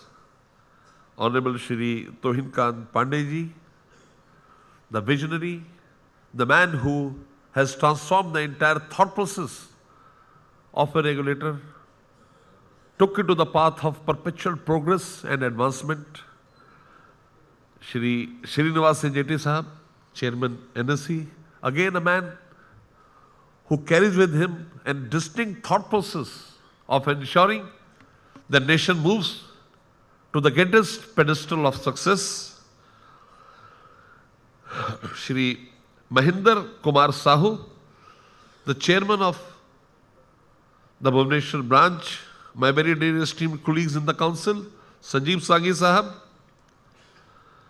Ravi Patwa Sahab, Shri Rajiv Shekhar Sahu, the Chairman Conference Hosting Committee, again a man who through his vision created this program, Shri Sunil Sahu, the past Chairman of the EARC, Shri Biswaranjan Sutar, the member, past chairman of all various branches, management committee members, ladies and gentlemen. It's truly a momentous occasion for the 73rd president of the institute to see such dignitaries coming up to address and bring before you what they expect of the profession. This profession had a long inning. We were set up an Act of Parliament way back on 1st July 1949, when the most important document to the democracy, the Constitution, was not adopted. You are all aware that the Constitution to this great country was promulgated on 26 January 1950. The pertinent question that arises is what prompted the Constituent Assembly to set up an Institute of Chartered Accountants of India when their own democratic setup was not in place? The answer is very candid, very simple, very forthcoming. They were looking for a disciplined band of soldiers to steer this country out of confusion and put it on the path of perpetual growth and advancement. And there we are, the financial soldiers of this great Republic of India. Ladies and gentlemen, we had a very humble beginning with 1650 members, and today we have transformed with over 5,28,000 members and 11,67,000 students. मुझे मजरूर सुल्तानपुरी साहब का नज्म याद आ रही है।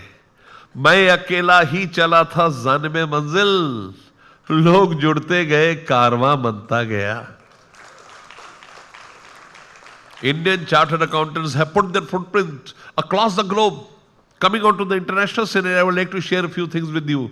We were the first in the world to come out with guidance on remote auditing way back on 30th March 2020 when COVID had barely started. Something that would interest SEBI Chairman Sir. We were the first in the world to promulgate 23 forensic standards. We use IFRS and pay royalty to the IFRS Foundation situated in London. Now the entire world clamors to pay royalty to us for using our global forensic standards which have been promulgated by your institute. I'd like to tell you one more very interesting thing. We were very keen to have an MOU with the Institute of Chartered Accountants of Singapore. बड़ी खतो किताबत की लेकिन कोई मन माफिक जवाब न मिला. And then came the World Congress. I will stop here for a minute and tell you what World Congress was. In 2022, we were awarded the World Congress by IFEC after 108 years. It was held in Geo Center, Mumbai. It turned out to be a great hit. So nicely planned, organized, that at the valedictory session, the Vice President of IFEC came on the dais and said, "It is unparalleled. I don't think any country in this world can repeat this." She very candidly said, the love, the affection, the respect, the benevolence, the hospitality exhibited by Indians is unheard of. 10,000 people being serviced in such a fashion. She said, here on the dais, I scrap World Congress, something which continued for 150 years. She said, there shall be no World Congress and India shall be the last country to host the World Congress. इसी world Congress में the president institute of chartered accountants of Singapore तशरीफ लाए. जैसा कि customary है, हमारे president ने उनसे इल्तिजा की कि आप हमारी बीकेसी बिल्डिंग चले. Although reluctant, He went to see the building, but the moment he entered the building at BKC, he was taken aback. Oh my God, how beautiful, outrageous, great, marvelous, splendid, fantabulous building it is. Our president very humbly said, sir, he said, we have more than 130 such buildings in the country. History was created. He went back and wrote, I don't think that we should have an MOU with India because MOU entails two parties, one a giver and other a taker. Rather, I propose to have a unilateral announcement. The announcement he's made is written in golden words in international accounting history. He said, any Indian chartered accountant who remains in Singapore for more than 6 months, for reason whatsoever, shall be inducted on a simple application as a member of the Institute of Chartered Accountants of Singapore. देते ना थे जो जवाब उनके सलाम आने लगे, देते ना थे जो जवाब उनके सलाम आने लगे, वक्त बदला तो मेरे नीम के पेड़ पर आम आने लगे. Your council is working totally in a focused fashion. We had a meeting on 10th and 11th, that is day before yesterday, and we had slews of areas which I was discussing with the Honorable SEBI Chairman. We have opened up with respect to advertising, solicitation. You will see so many changes in Code of Ethics, and when it comes to Code of Ethics, ISBA came with Code of Ethics in 1978. Your institute, 1963, the then President R.C. Cooper came with a detailed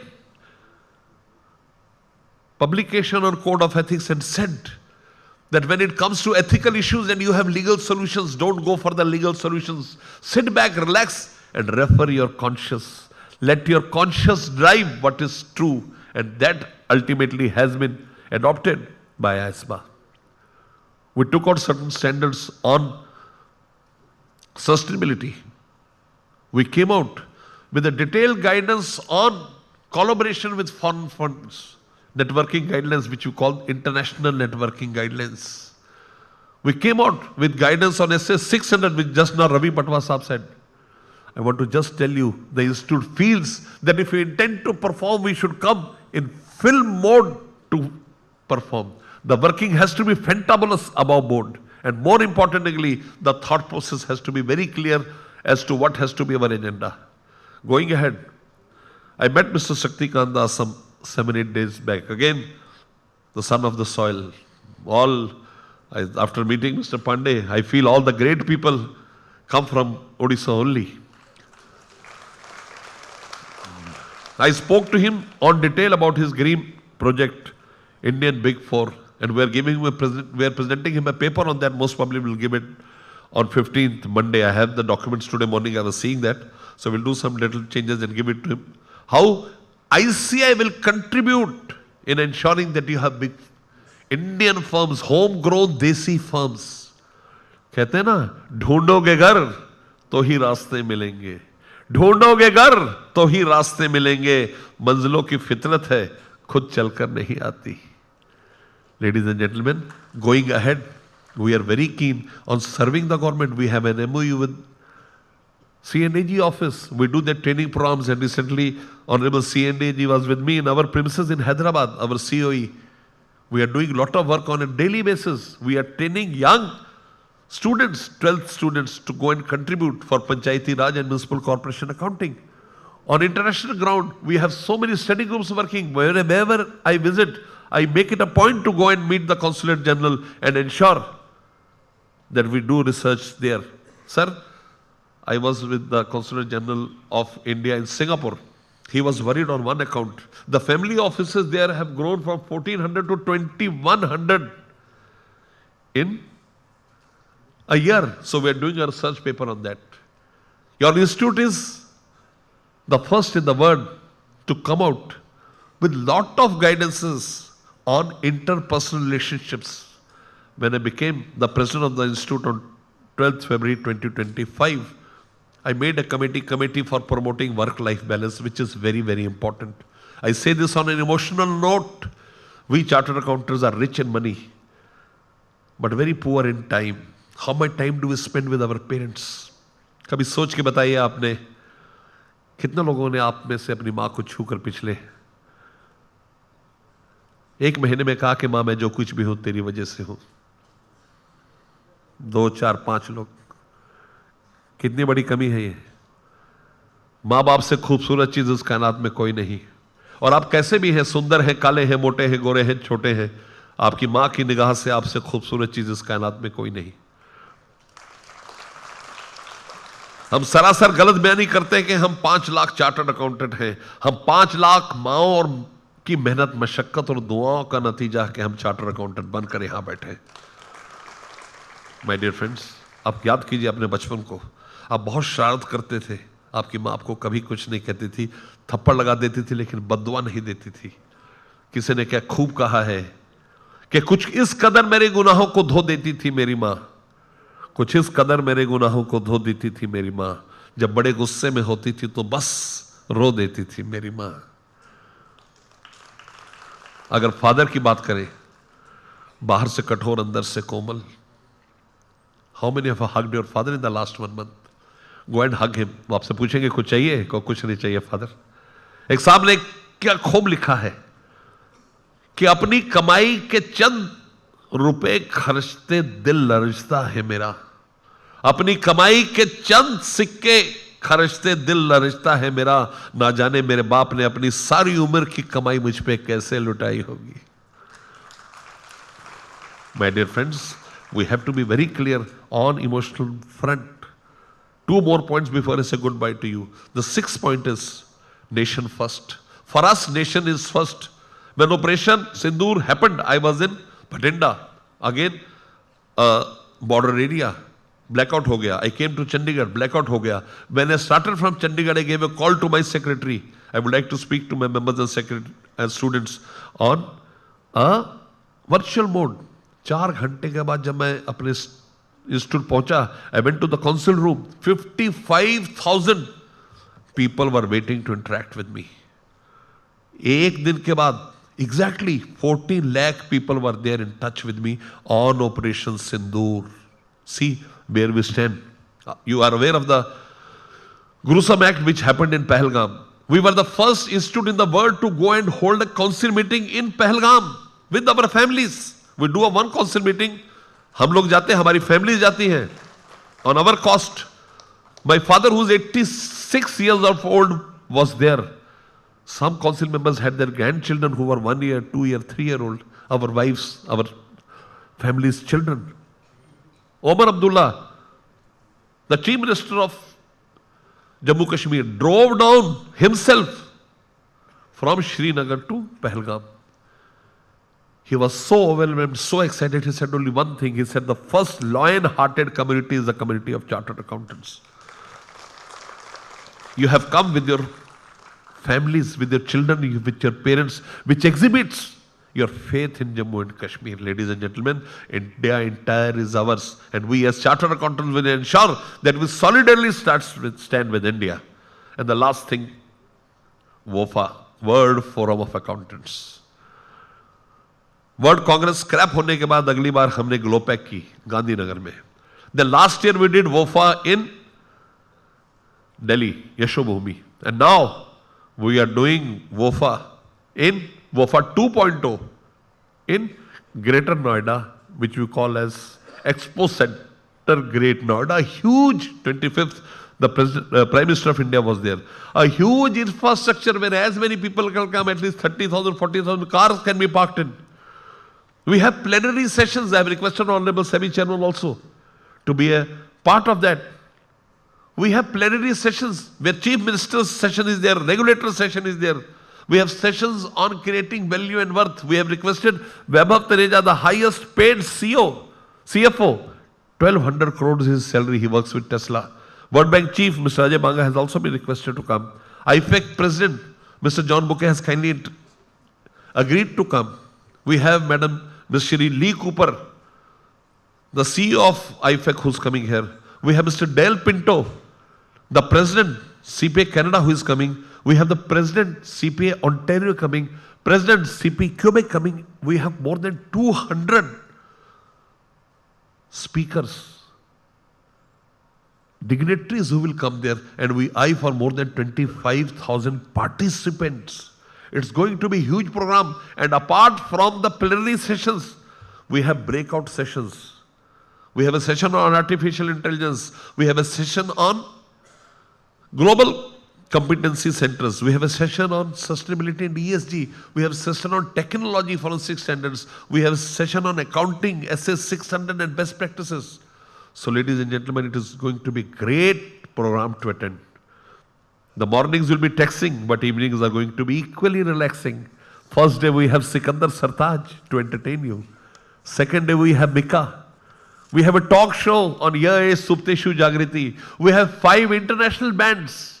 And the greatest benefit you get there to network. Today only network is the greatest asset. You meet people from across the country, from all across the world. And you are aware that China has now is known as a manufacturing hub. And India has transformed to be known as a services hub. Entire outsourcing GCC has come to India. So my dear friends, all good things have to come to an end. Our interaction also has to come to an end. One message I want to give to people from Odisha, sir. Since yesterday, they are asking me, when will you come again? When will you come again? I will answer that only by a simple line. कहते हैं ना, जब भी जी चाहे बुला लेना मुझे मेहरमा. जब भी जी चाहे बुला लेना मुझे मेहरमा. मैं गया वक्त नहीं जो लौट के ना आऊंगा. Coming to Bhubaneswar, coming to Odisha is always a pleasure. Whenever you call me, I'll be there. Thank you. Thanks for inviting me there. Thank you so much.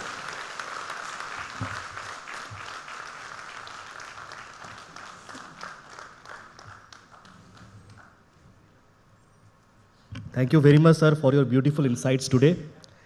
I would now request our honorable guest, Sri Srinivas Injeti, sir, to enlighten us with his wisdom.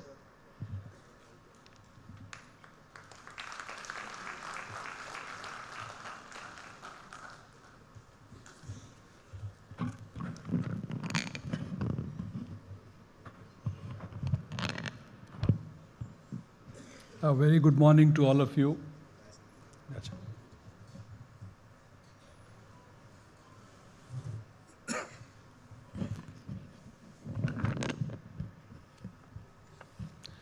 Yeah, a very good morning to all of you. After the oratory flourish of CA Charanjot Singh Nanda,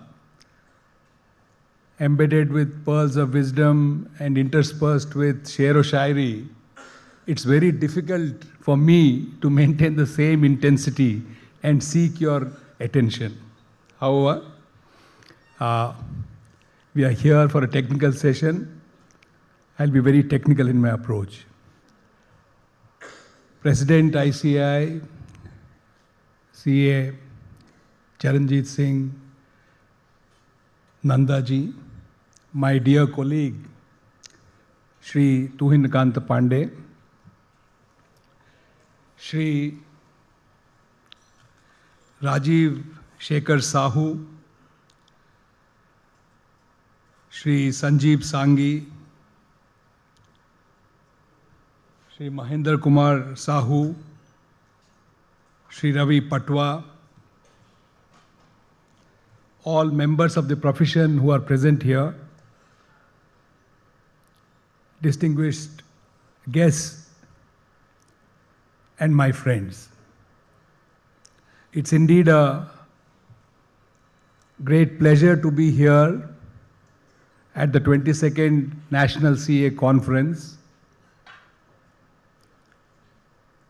and even more satisfying to get the opportunity to address this enlightened gathering. I think the theme for today's conference, this annual conference, Bharat at 2047, CAs for Amrit Kal, is very thought-provoking. It captures both the aspirational part and the responsibility part that define the national journey to achieve our vision of a Viksit Bharat by the year 2047. As India charts its path towards this goal of a Viksit Bharat, the capital markets are very well poised to power this journey by mobilizing capital, allocating capital very efficiently,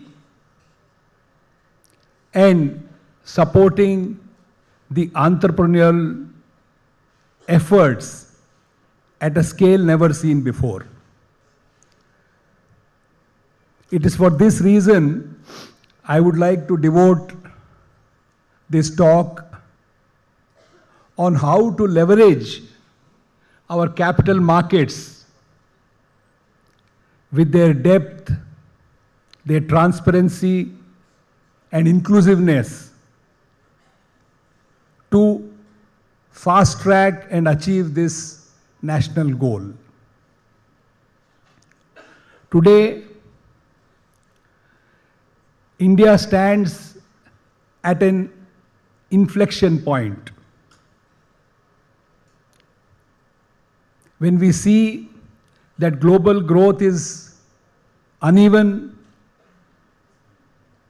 many economies grapple with structural challenges,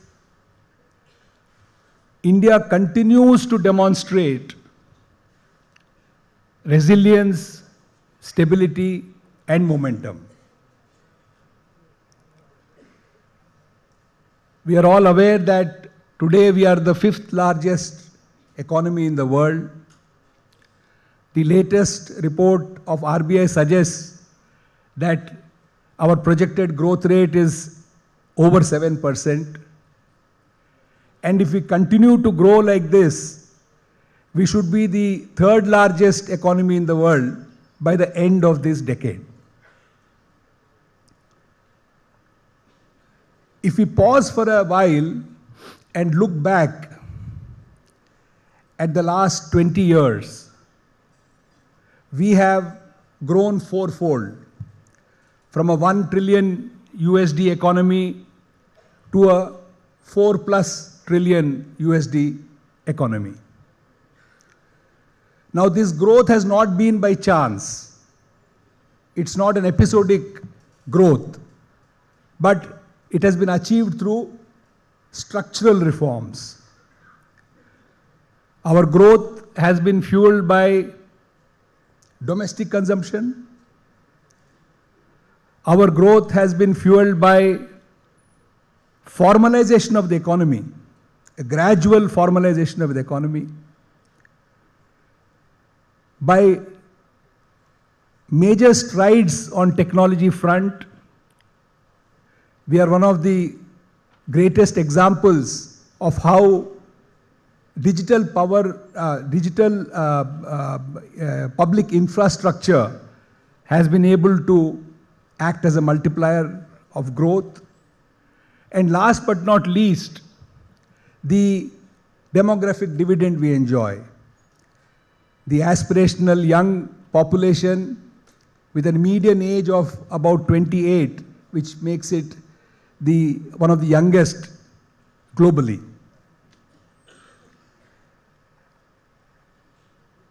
It is this which generates optimism in us, that in the next 20+ years, we can become one of the most influential and strong economies in the world.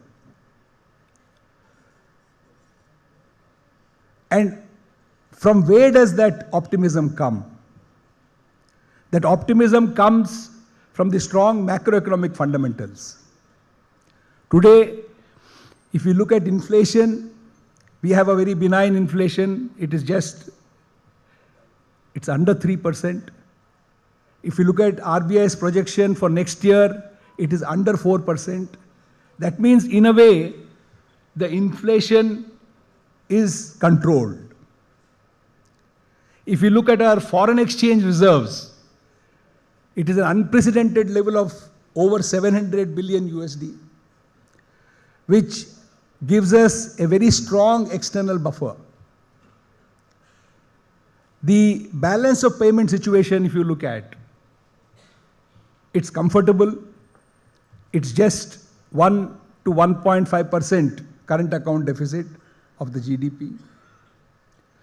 On the fiscal side,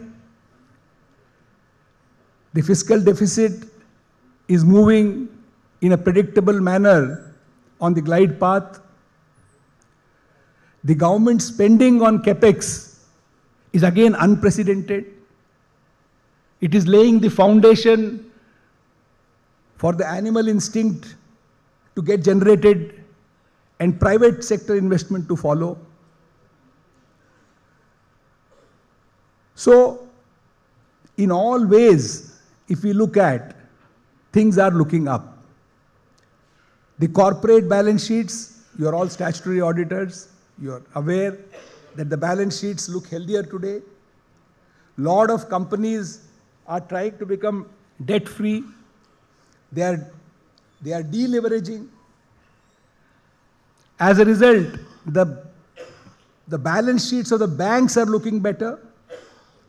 And we have an all-time low NPA of 2.4%. So, it is a very clear thing that it is not daydreaming. We have a strong opportunity. We have built a strong foundation. And how do we sustain this and how do we leverage this? I think this is where the capital market comes in. These are ideal conditions for the capital market to grow and the capital market to support growth.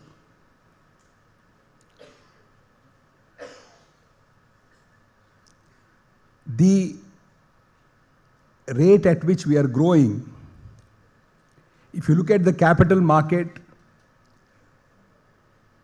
when NSE was set up, and what was the market cap, and what is the market cap today, it has multiplied 125 times. Today it is 460 lakh crore, which is about 5.2 trillion, which makes it the fourth largest capital market in the world. If you look at the number of listed companies also, it has increased fourfold or fivefold. Today we have close to 3,000 listed companies.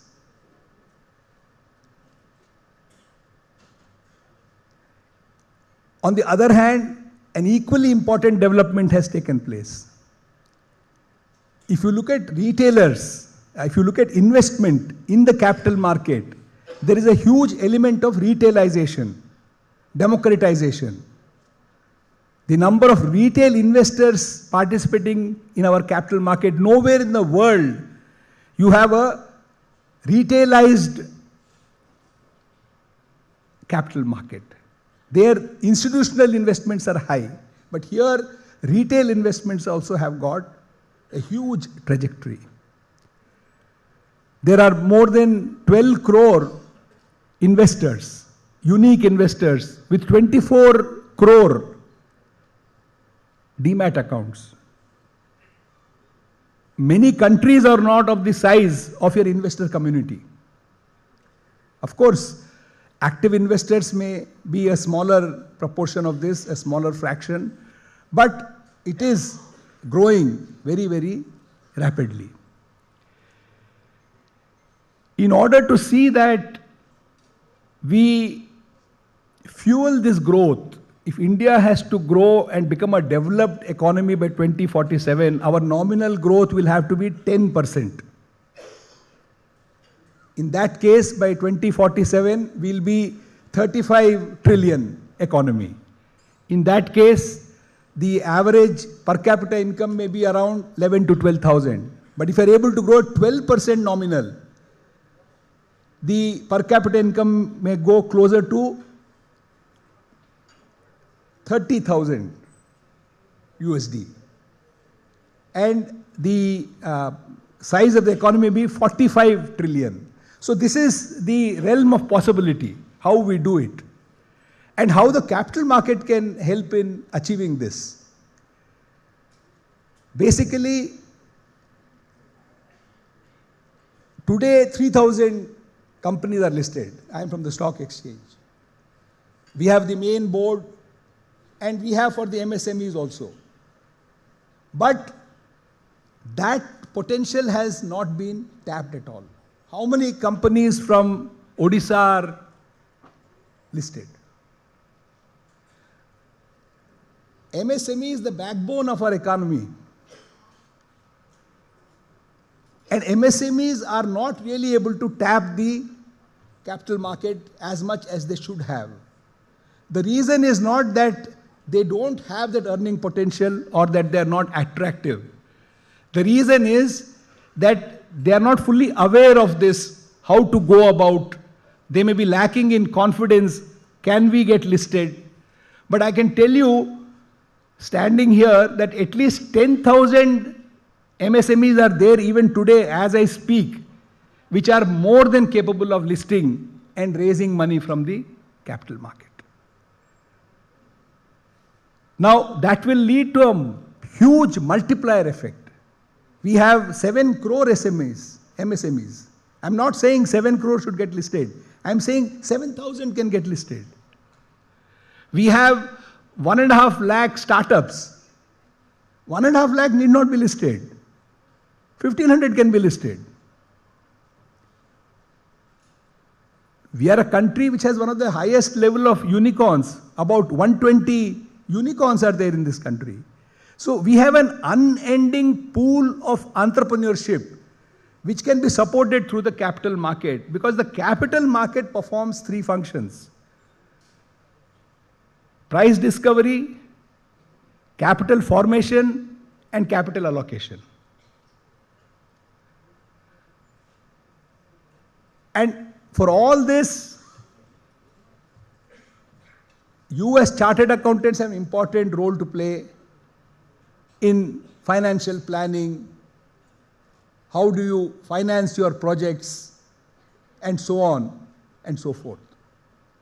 I'll conclude what I'm saying by just picking up 3-4 points. Though we are doing very well, SEBI chair is with us. Annual fund mobilization through equity is about 4 lakh crore. It is about 1.3% of our GDP. It should double. It should become 2.5% or 3%. For what I'm saying, for the target, for the 2047 target. If you look at our corporate bond, size of the corporate bond market, it's about 16% of the GDP. It has to double, 30+% of the GDP. That's when you get that sort of capital for the investment to happen. And 2 more things. One is domestic institutional investment. We are all talking about FPIs and all, but FPI is hot money. It will come, it will go away. It's not going to stay, and it's not committed to your 2047. What you need is domestic, long-term domestic institutional investment, which means pension funds, which means both EPFO, and it also means your NPS.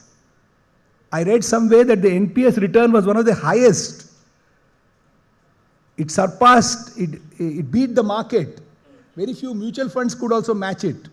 But we have only 16 lakh crore. It's only 4.5% of our GDP. Pension penetration is less than 4%. Now all these have to double. All these will have to double for us to be able to raise that quantum of capital to be able to achieve our ultimate objective. Technological advancements are happening at a very rapid pace. The investor protection which we have in our country, very few countries can boast that sort of depth in the and the layers of investment protection which we have. So I think all the ideal conditions today exist for us to be able to strengthen our economy and develop the capital market as the new engine of growth, in addition to the traditional bank financing. I think you all would be eager to be hearing to the SEBI chair, so I will not speak more, except that I would say I was associated with the ICAI for 3 years. I'm happy to hear that they are making efforts on GCC. When I was the founding chair of IFSCA, when Prime Minister used to ask me when can we have 1 lakh people working in Gift City, I told him, sir, in PE firms, that is AIFs, bank branches, reinsurance, leasing, exchanges, all this cannot generate employment. The only thing which can generate employment is GCC. And for that to happen, we need to bring accounting services, AML, CFT, tax advisory, all of that under financial services. That amendment has taken place. So today, GIFT is ideally positioned to promote these GCCs. And I think otherwise we have 1,800 GCCs employing 2 million people. So even 10% of that, if we can achieve in the financial world, then it will be a great achievement. Chartered accountants, they are custodians of trust. That is their job. Financial soldiers, as Mr. Charanjit said. And they are also enablers of economic progress. I think they should move on both of these fronts and enable India to become a developed country which is progressive, prosperous, competitive, and inclusive. Thank you.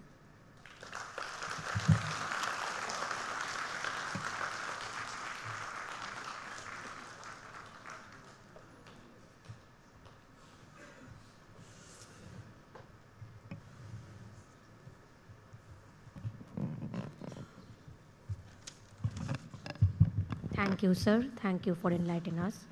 Now, we are going to honor the Business Excellency Award. There are 2 Business Excellency Awards from the Bhubaneswar branch EIRC of ICI for demonstrating exceptional performance and leadership in their respective fields.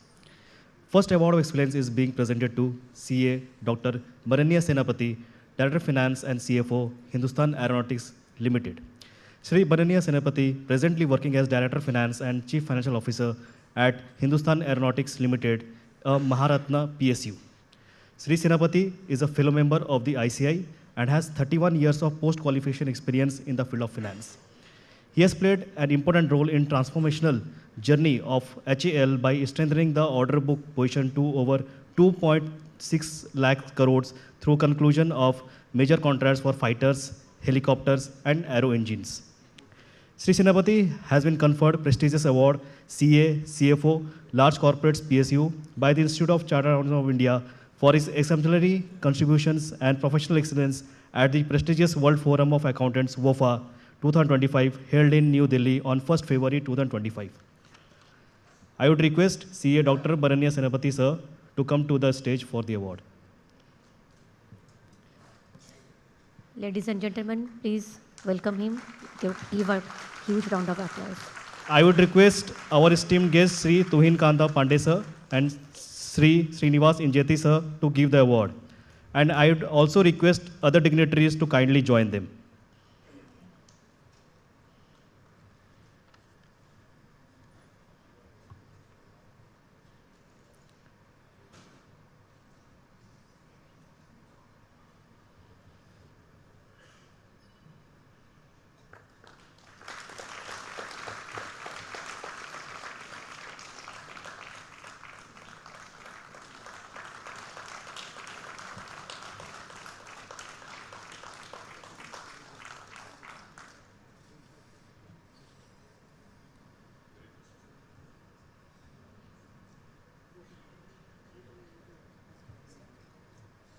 Thank you, sir.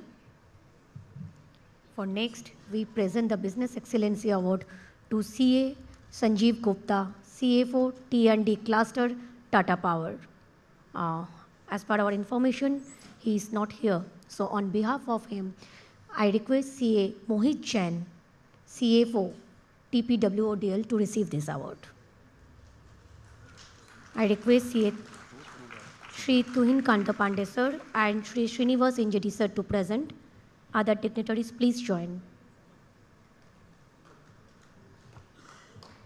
Please give a huge round of applause.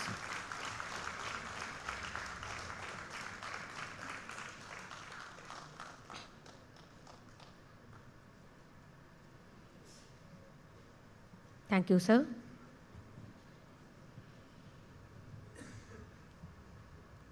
Now, it's time to hear from the Chairman of the Security Exchange Board of India, Shri Tuhin Kantapande sir. Sir, please enlighten us with your words.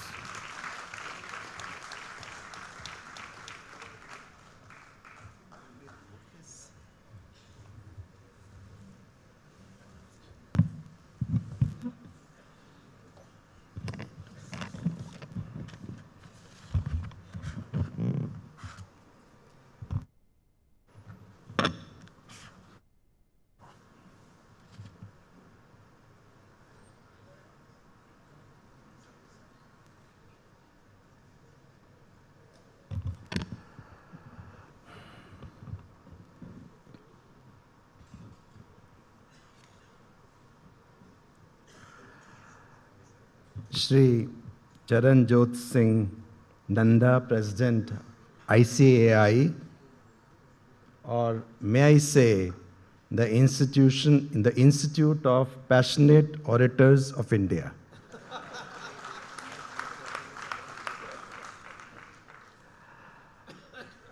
Mr. Injeti Srinivas, President of NSE, Shri Rajiv Sahu, Chairman Conference Hosting Committee, Shri Mahendra Kumar Sahu, Branch Chairman, Shri Sanjeev Sanghi, Central Council Member, ICI, and did I cover everyone? Ravi Patwa. Distinguished chartered accountants and industry leaders gathered here today, good morning to you all. It's wonderful to be here in Odisha, which was my Karm Bhumi for 3 decades, a state that is rapidly emerging as a hub for new investment across mining, metals, manufacturing, IT services, and infrastructure.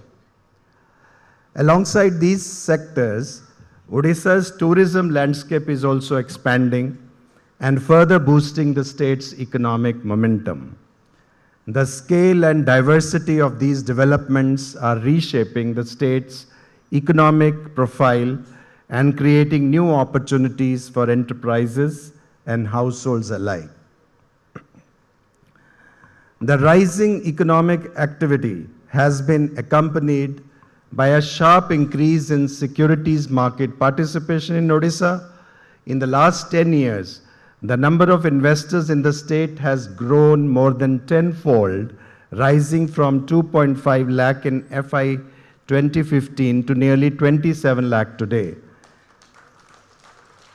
This surge signals rising awareness, growing aspirations, and increasing confidence in market avenues, whether through equities, mutual funds, or other investment products. I am delighted that this event is being held in Odisha, whose economic dynamism and rising investor engagement mirror the contributions of professionals like you. By guiding entrepreneurs in emerging sectors, supporting governance in established industries, and helping families and enterprises make informed financial decisions, you have helped build confidence among investors and businesses across the state. It's a privilege to address a community that has long served as financial conscience of this country. few professions influence the integrity of our economic system as deeply as yours. What began as a practice rooted in audit and taxation has expanded remarkably over the years. And as India's capital markets scale new heights, we see this profession not merely as service providers, but as essential partners. Partners in strengthening transparency, partners in deepening trust, and partners in building a market architecture worthy of a rapidly growing economy. Let me begin by reflecting on how far our markets have come. Over the last decade, India's capital markets have undergone a transformation that is not just quantitative, but structural. Our market capitalization has risen from about 100 trillion rupees in FY15 to over 470 trillion rupees now. This expansion, which is at a CAGR of 16%, reflects a steady shift towards greater market participation across the economy. It also means Indian enterprises are increasingly turning to public markets to power their ambitions. Between FY16 and FY25, nearly 93 trillion has been raised through equity and debt issuances. Ladies and gentlemen, 93 lakh crore, about 100 lakh crore.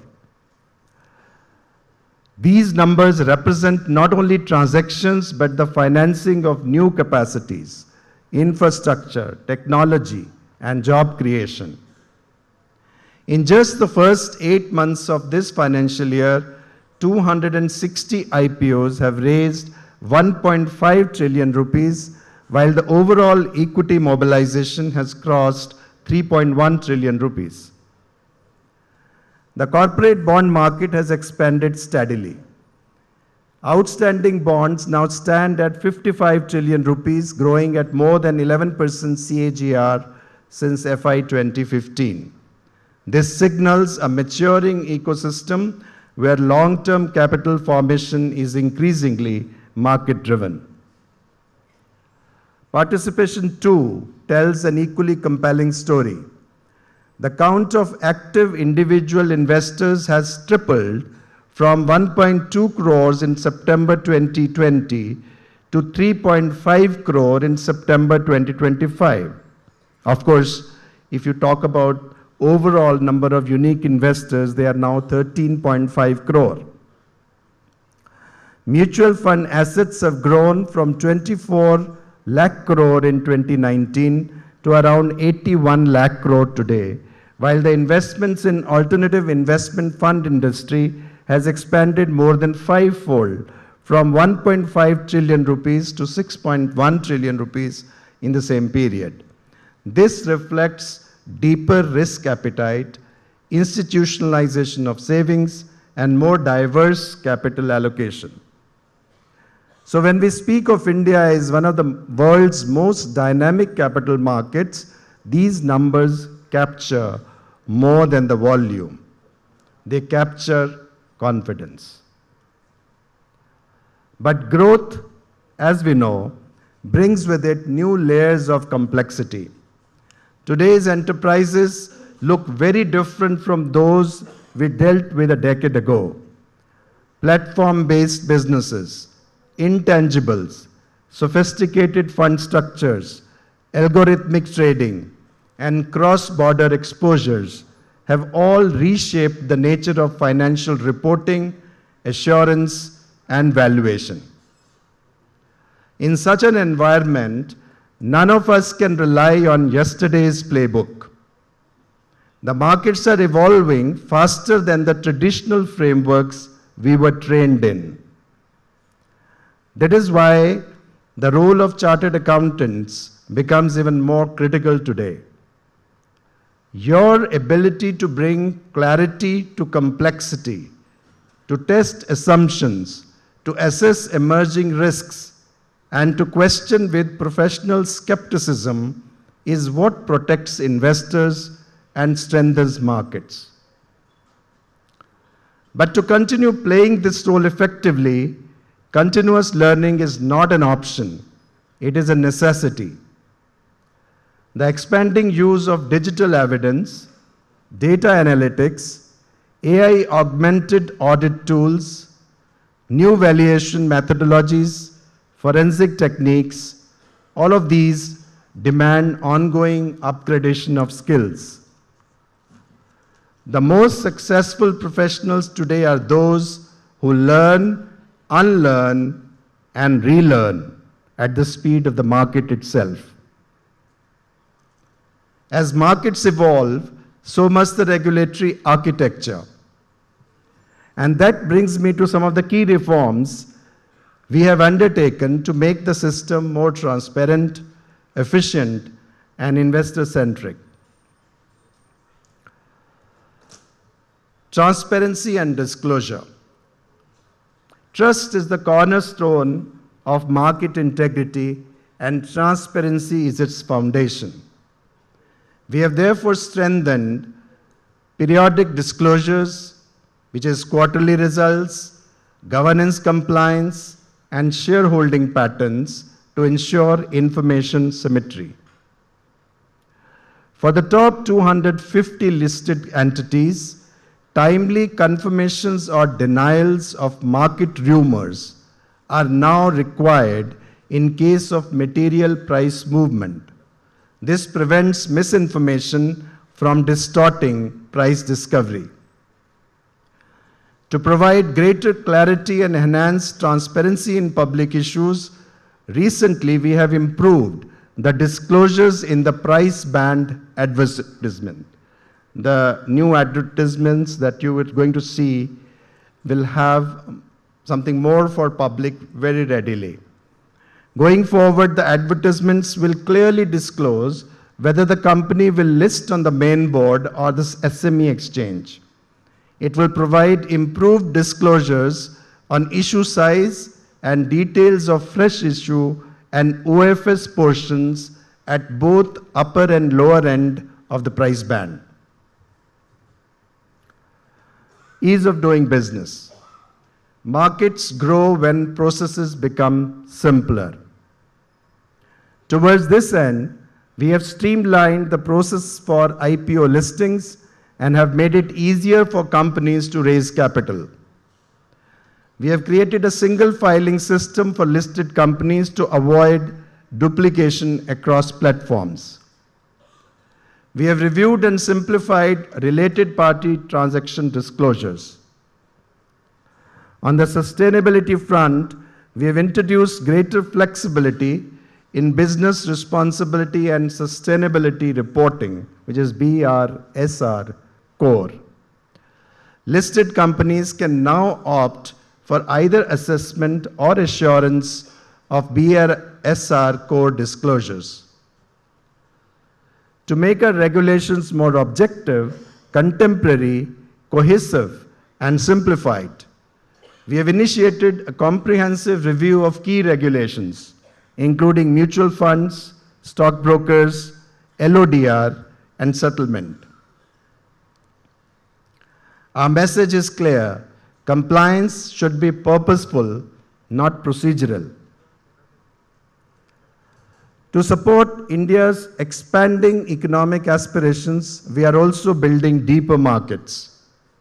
To strengthen the debt market, the electronic book mechanism has been made mandatory for the debt issuances of rupees 20 crore or above, which was 50 crore or more earlier. The scope of electronic book provider platform has been expanded to include the issuance by REITs and InvITs as well. We have introduced liquidity window for non-convertible securities by allowing issuers to offer put options. This would provide investors an option to exit their investments before maturity if needed. To provide more flexibility to the investors and bridge the gap between mutual funds and PMS, we have introduced specialized investment funds. Electricity derivatives have been introduced to bring efficiency to the energy markets and market participants a transparent and regulated platform to hedge against price volatility. Steps are being taken to promote adoption of accreditation by investors and provide additional relaxations and operational flexibilities to AI-only scheme, which means schemes which are meant only for accredited investors of the AIFs, the alternate investment funds.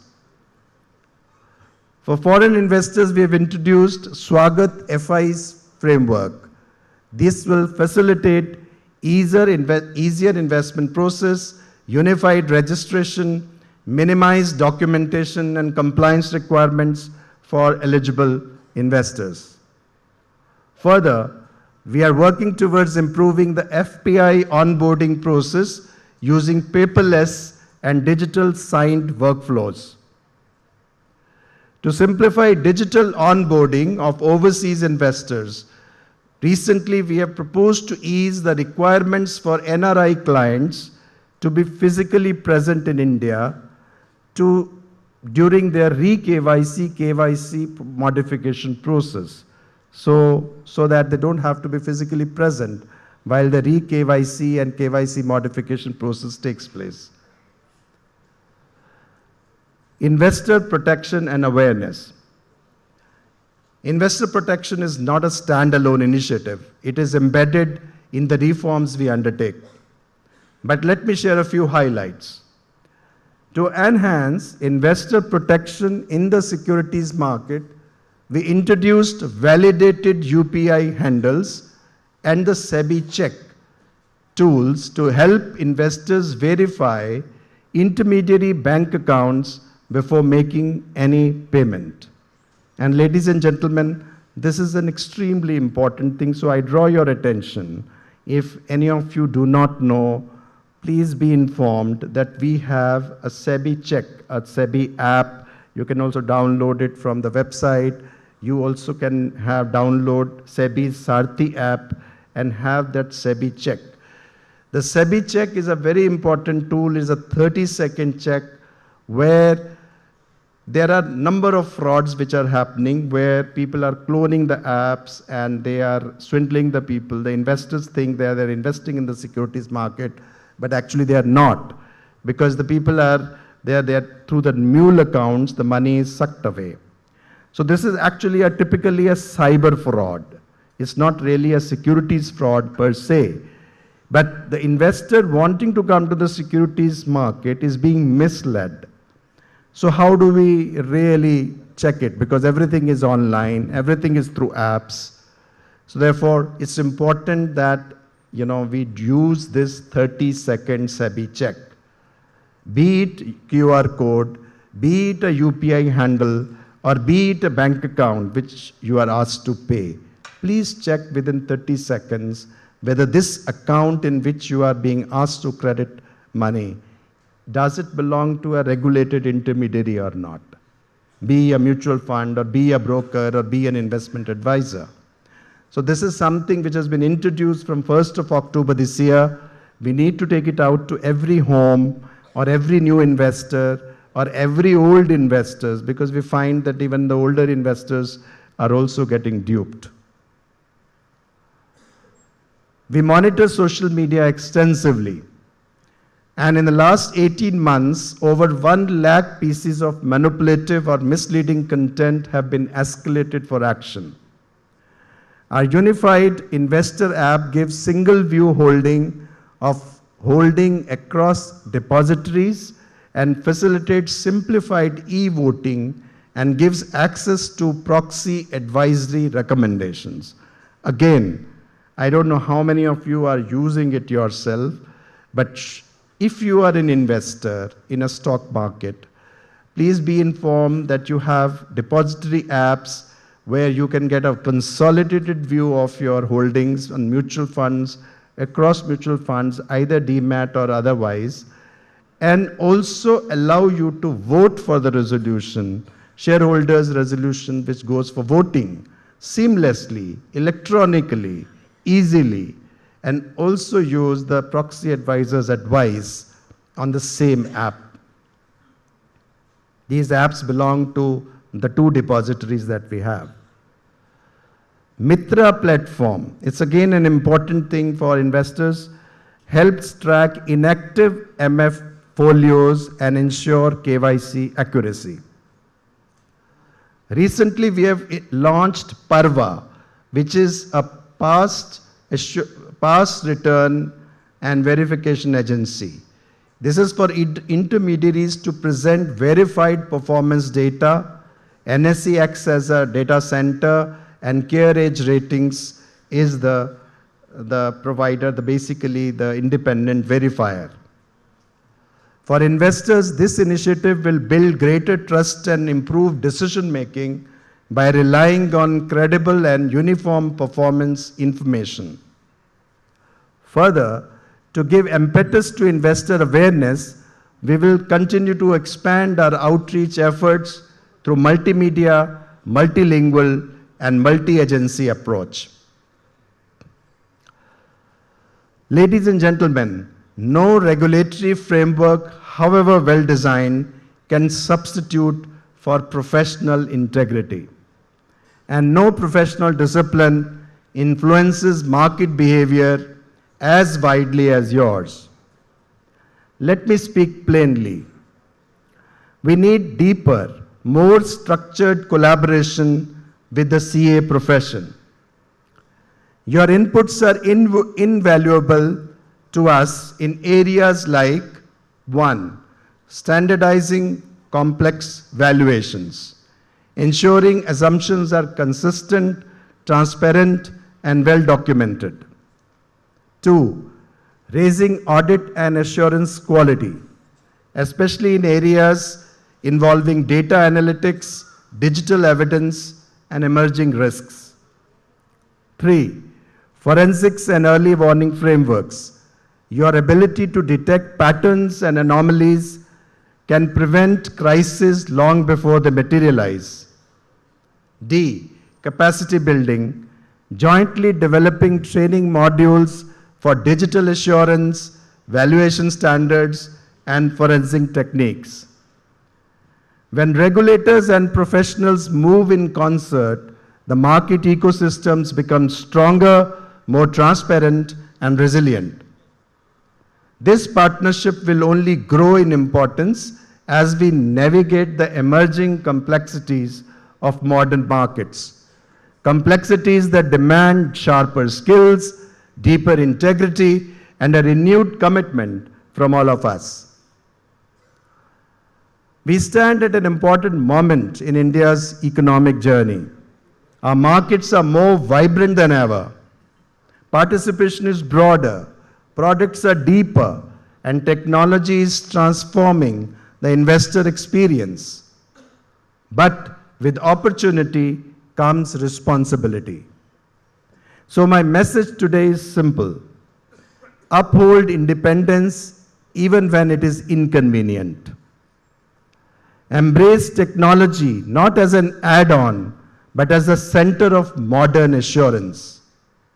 And work with us as a team as we build the next phase of our market architecture. At the end, I want to thank each one of you for your contribution to India's growth story. You play a role that is technical, ethical, societal, all at once. As regulators, we look forward to listening to you, learning from you, and partnering with you as we build markets that are not just larger, but more transparent, resilient, and fair.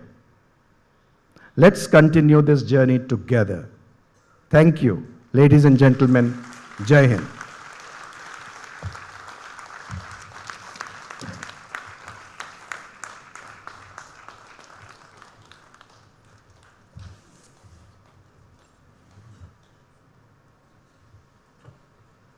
Thank you, sir, for enlightening us. We are really honored. Now I am request CA Dr. Prithvi Ranjan Pari sir, Secretary, Bhubaneswar branch, to please come and present the formal vote of thanks.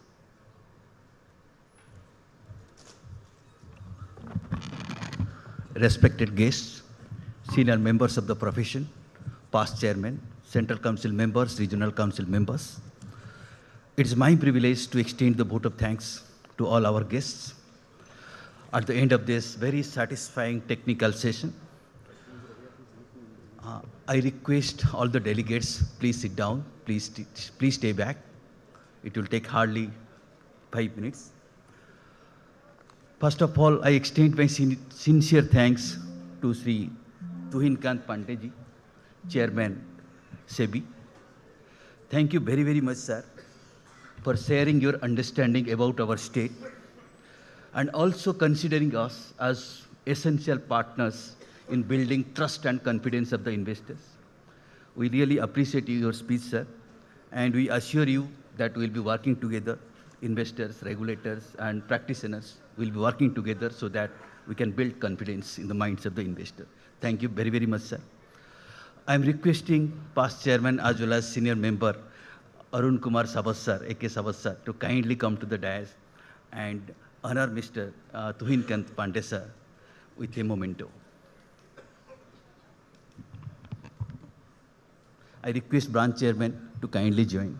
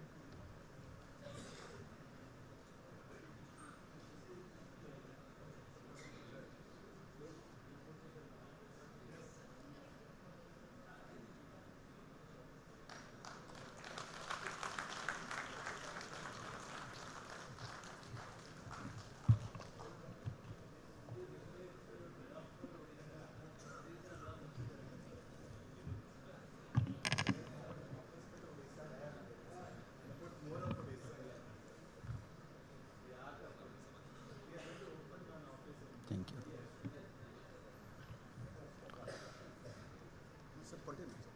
We are indeed grateful to Sri Srinivas Injetisha, Chairman NSC. Sir, thank you very, very much for recognizing the improvements in the financial statement and recognizing the role of the chartered accountants for bringing that kind of improvement. We also thank you for indicating all the growths in the economy of our country. I request my management team colleague Pranav Kishore Das to come forward and give a memento to Sri Srinivas Injetisha. Pranav, please.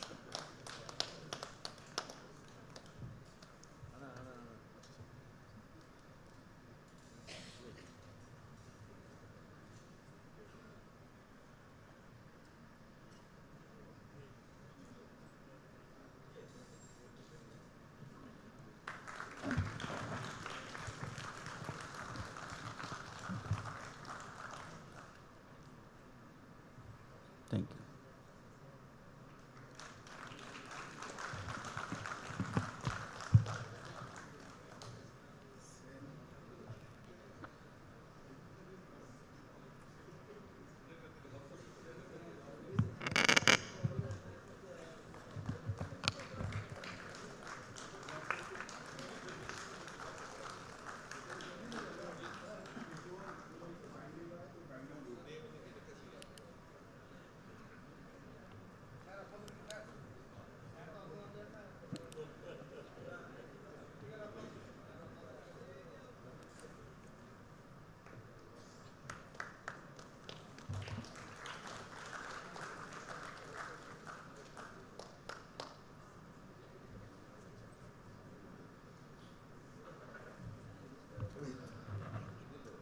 we extend our sincere thanks to the leader of our profession, our president, CA Sri Charanjit Singh Nanda.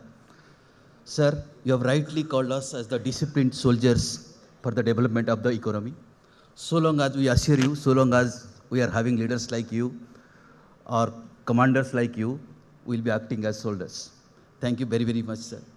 Thank you also very much for updating all these developments that is happening to our profession. I am requesting CA Arun Verma sir to kindly come forward and offer a memento. I also request. I request my MC member, Sri Gagan Bihar Das, to accompany him.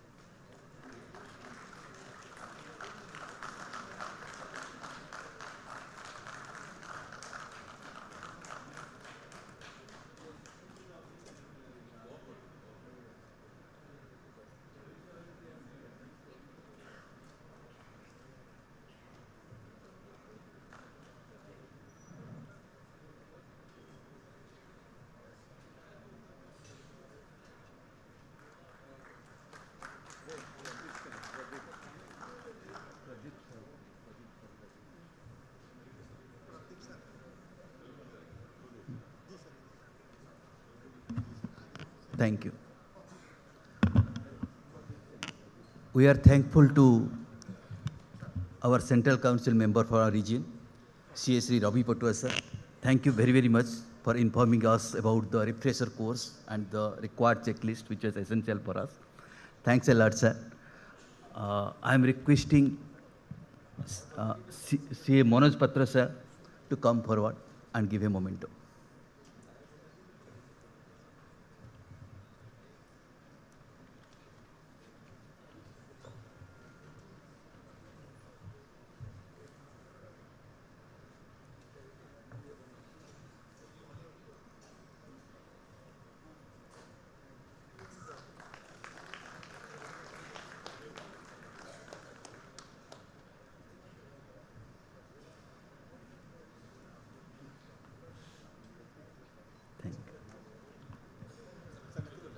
We also express our gratitude to Sri Sanjeev Singhi sir, another Central Council member from our region.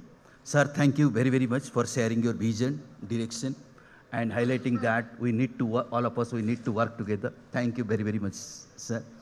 I am requesting CA Tapos Pani sir to come forward and give a memento.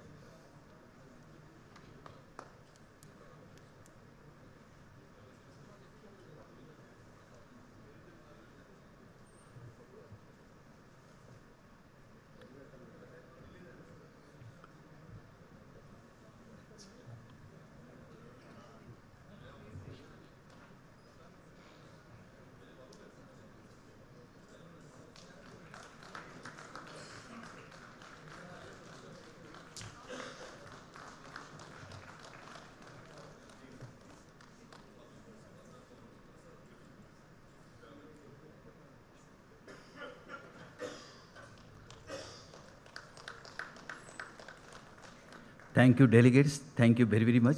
Our next technical session will be started immediately. Thanks a lot.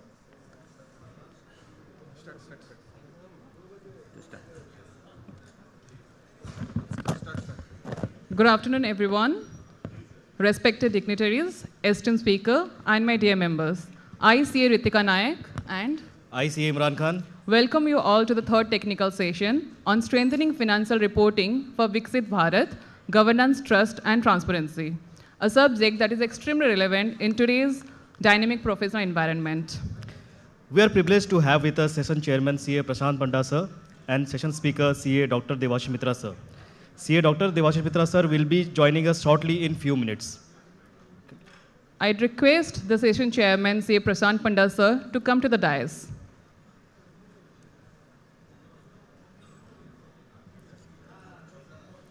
May I request the session chairman, Sri Prashant Panda sir, to come to the dais.